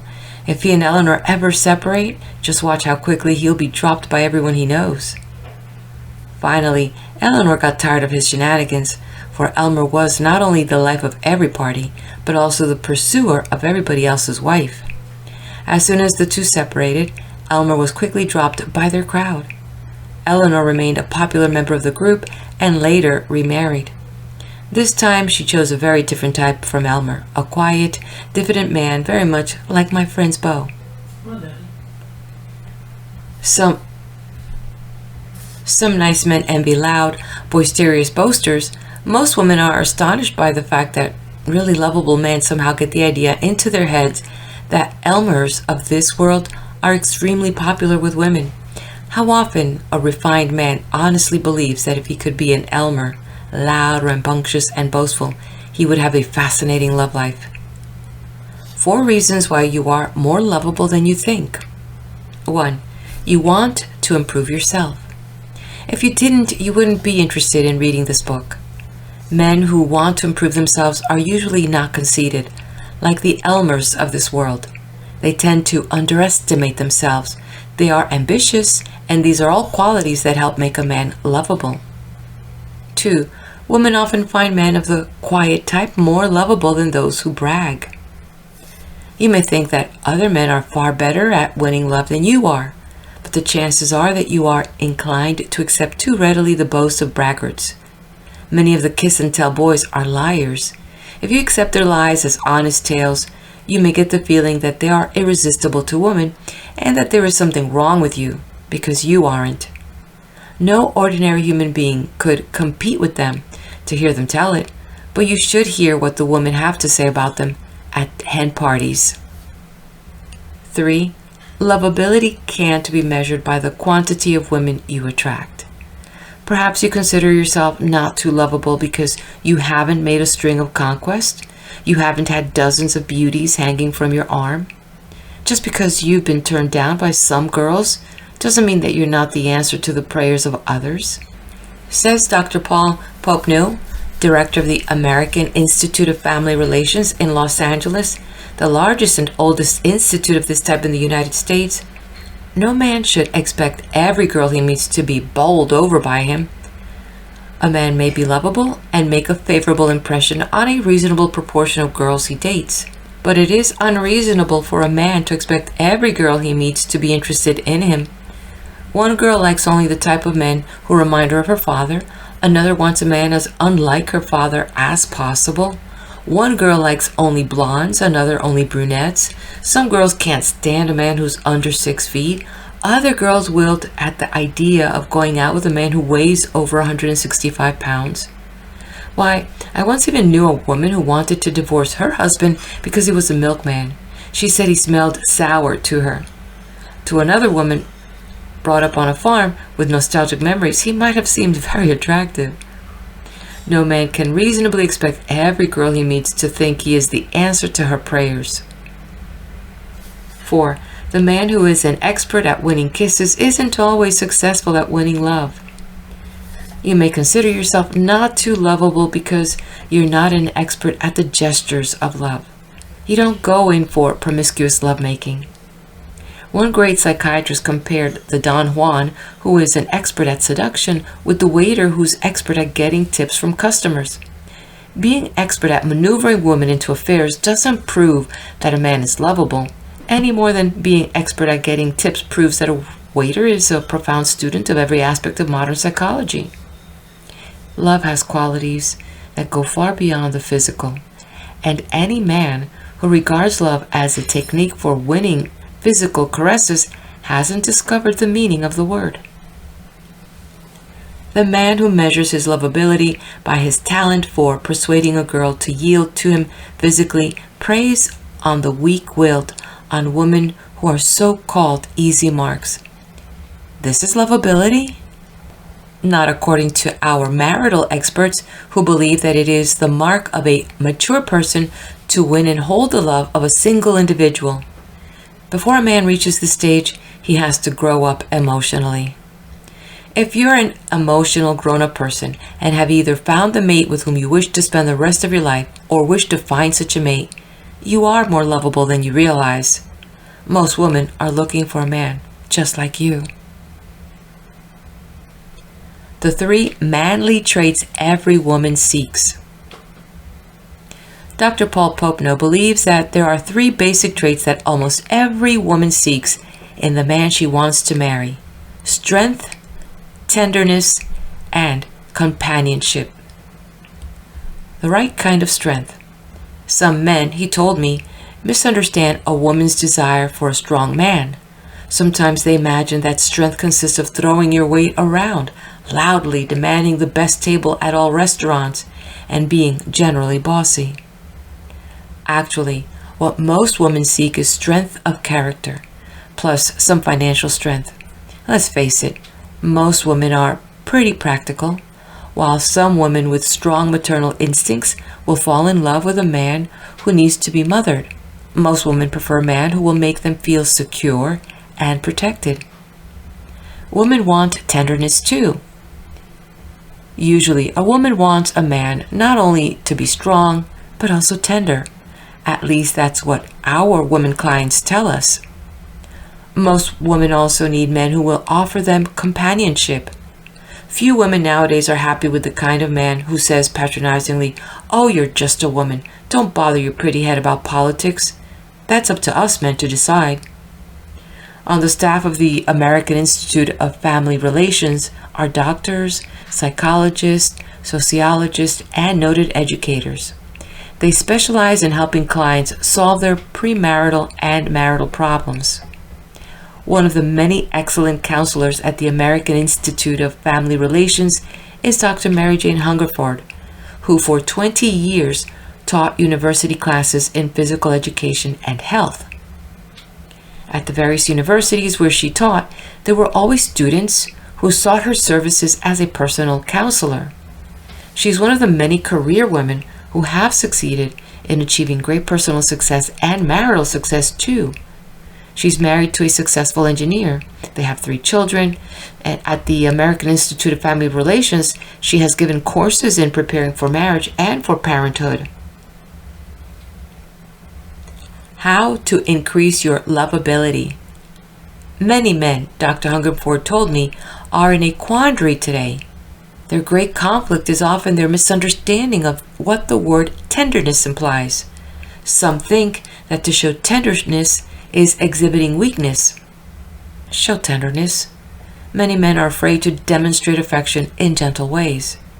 Here at the American Institute, we agree with Harry and Bonaro Overstreet, who wrote in The Mind Alive that tenderness is the indispensable emotion. We are all of us, they point out, mature in some ways, immature in others. Tenderness, therefore, they say, must be extended from each person's strength and maturity to the other person's weakness and immaturity. You must be able to express sympathy.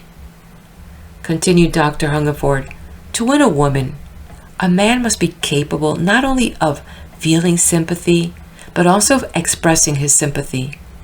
Some men understand what is going on in a woman's heart and mind when she is upset over a serious matter, but just don't know how to express the sympathy they feel.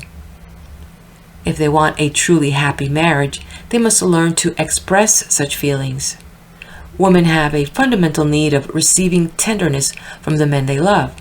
They like a man to be tender, affectionate, and demonstrative, though they usually prefer a man who doesn't become too amorous too soon. Remember the personal preferences of the women you date. When my clients consult me, continued Dr. Hungerford, I always ask them to put down their pet peeves and pet likes and dislikes.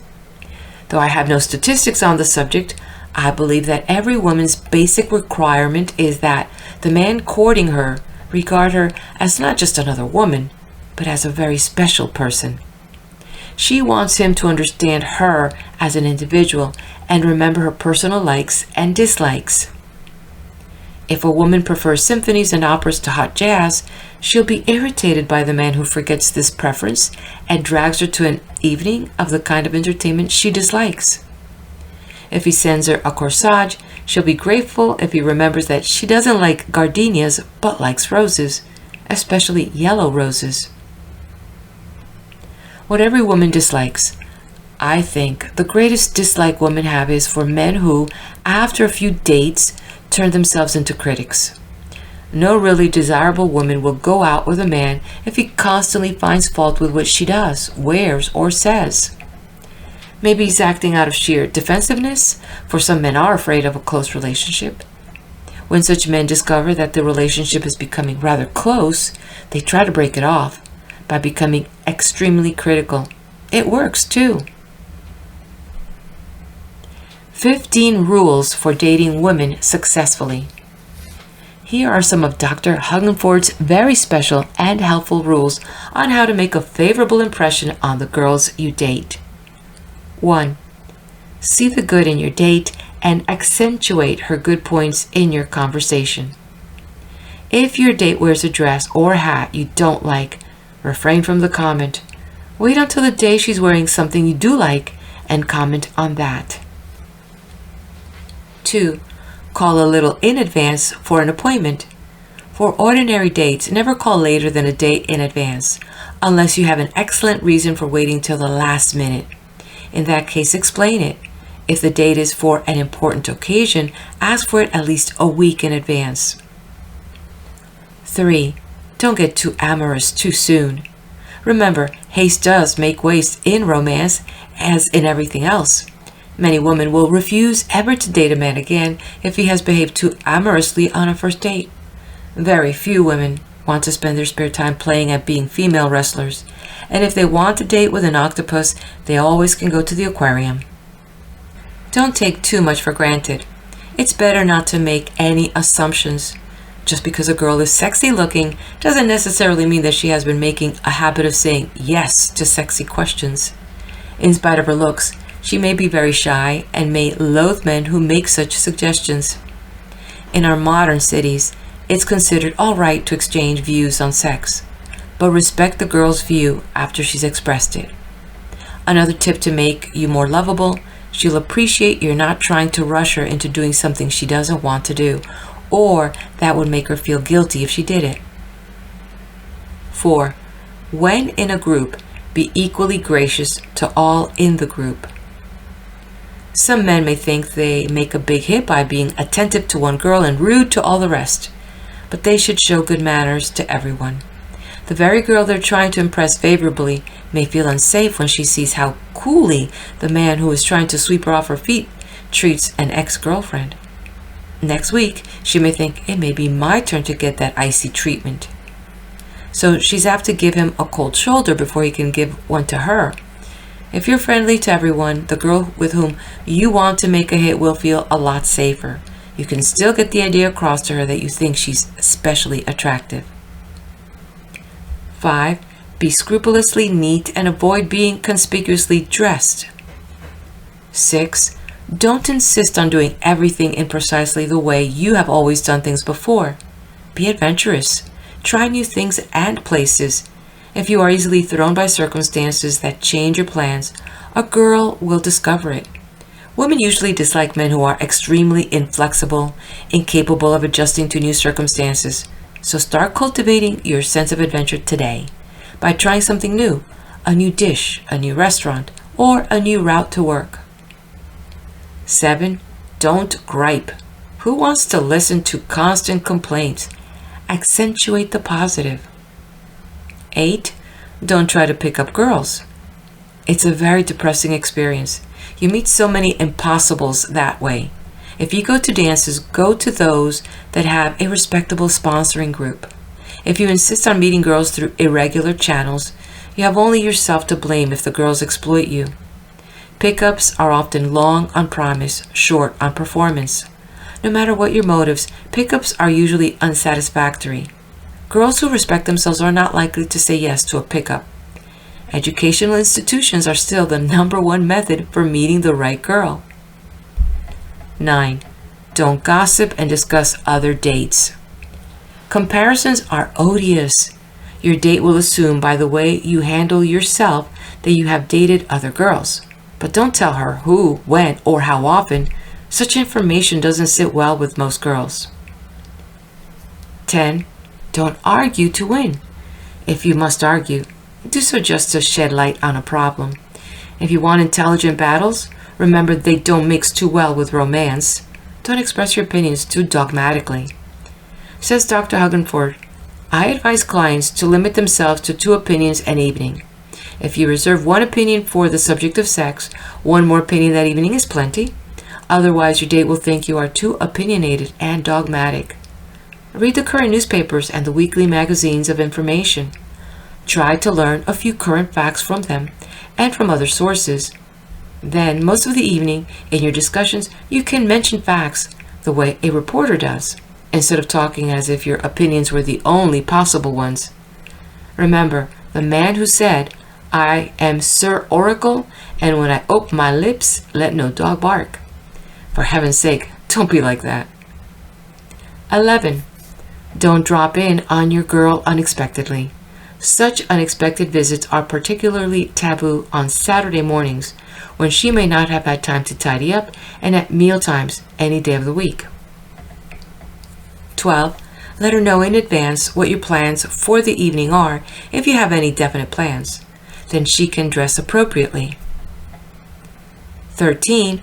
Let her sometimes have the say about how she'd like to spend the evening. 14. If you're going to a crowded place, have reservations. 15. Don't give up on cultivating new feminine acquaintances until you're officially engaged. So much for the bachelor who wants women, particularly those he courts, to regard him as a lovable guy. What about the single woman? A tremendous amount of literature has flowed forth from all corners of the country to tell women how to win their men. Much of it is pure bosh. If you are to judge by most magazine articles on the subject, the woman who wants to be lovable should 1. Pay more attention to her appearance, 2. Be somewhat artificial, and 3. Find out what kind of woman the man she is going with likes, and then pretend to be that kind of woman. If these rules were followed literally, most women would end up unhappily married.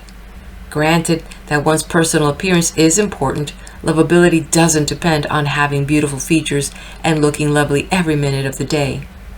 Many young women will spend hours pimping and then go to meet a date with complete disregard for the kind of mood in which they find him. Believe me, and you can ask anyone you know whether this isn't true, having an unpleasant disposition is much more annoying to a man than having a curl or 2 out of place. You can be absolutely beautiful, but if you gripe about everything, you're not going to be lovable. On the other hand, a wise man once said that when a man falls in love with a plain woman, it is usually the beginning of a lifelong romance. As for the poor girls who learn that a man likes mountain climbers and pretend from that time on that mountain climbing is their favorite sport, think what a trial it will be to them to try to live up to such a phony picture. No, a girl is far better off being what she is and depending on her attractiveness to men who like the kind of person she is. Whether you're a man or woman, others will be attracted to you if you raise the level of their self-esteem. Someone once defined marriage as the period when a man ceases toasting a woman and begins roasting her instead. If that's true, then no wonder there are so many unhappy marriages. But there needn't be. Suppose you're a married man, eager to keep your marriage on a happy, even keel. How can you keep your wife happy and contented? And in the words of Marjorie Wilson, make the most of wife.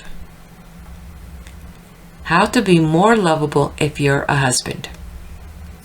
The 3 qualities in a man that appeal most to a single woman, strength, tenderness, and companionship, will also appeal to almost any wife. When a woman marries, she doesn't cease being a human being. She still wants to be reminded, by word and deed, that the man she married loves her, considers her a very special person, and remembers the special occasions that mean a lot to her.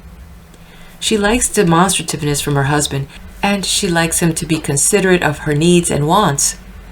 She loathes it when her husband becomes overcritical, and if he insists on arguing, he needn't expect her to welcome his overtures 10 minutes after the argument. By that time, she'll be feeling completely depleted by his aggressiveness. If you like to argue, save your intellectual battles for the boys at the office, and don't argue on the evenings when you expect to give and get tenderness. How to quarrel without bitterness. If two people are normal human beings, they will sometimes argue, as Dr. Paul Poponi is the first to agree.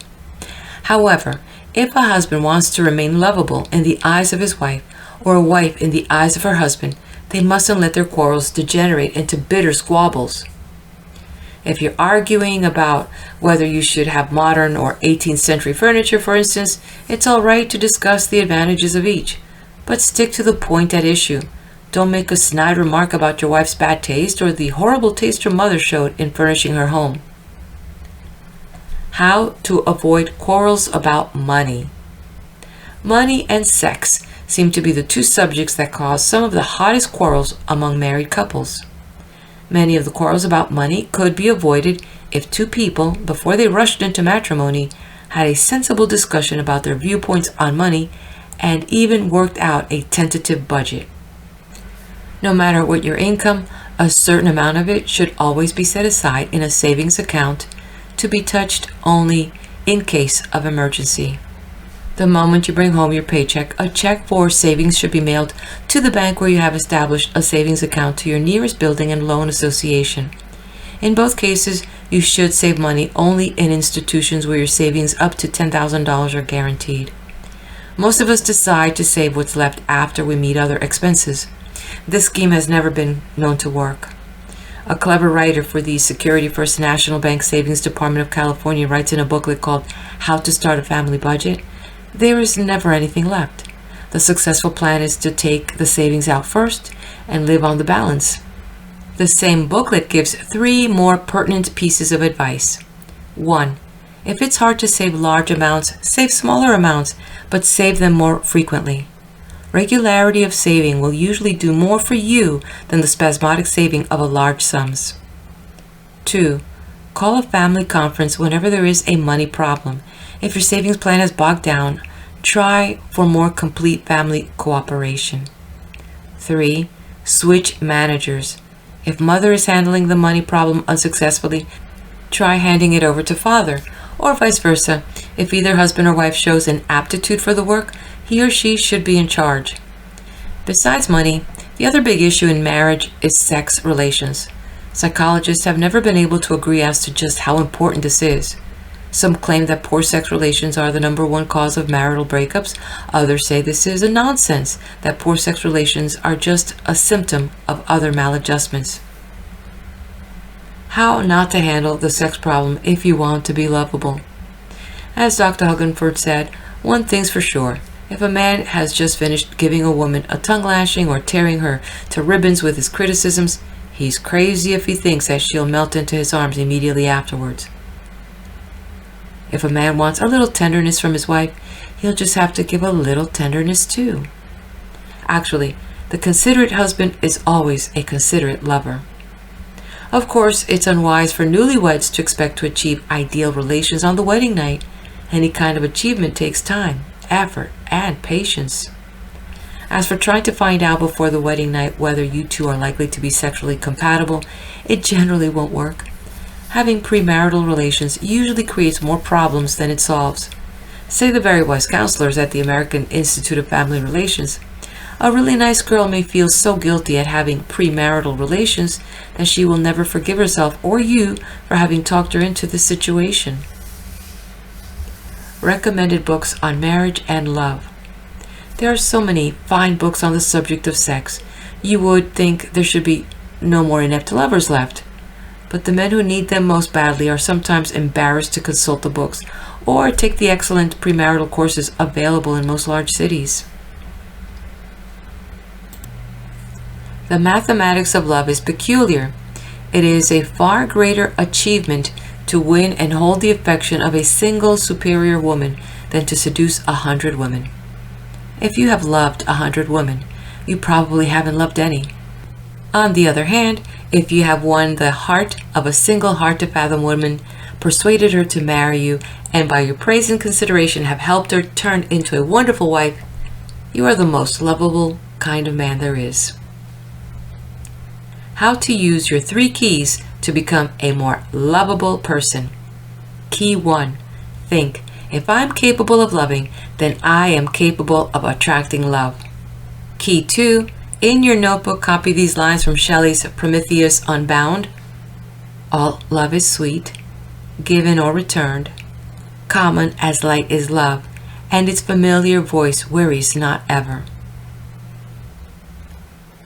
Key 3. Action.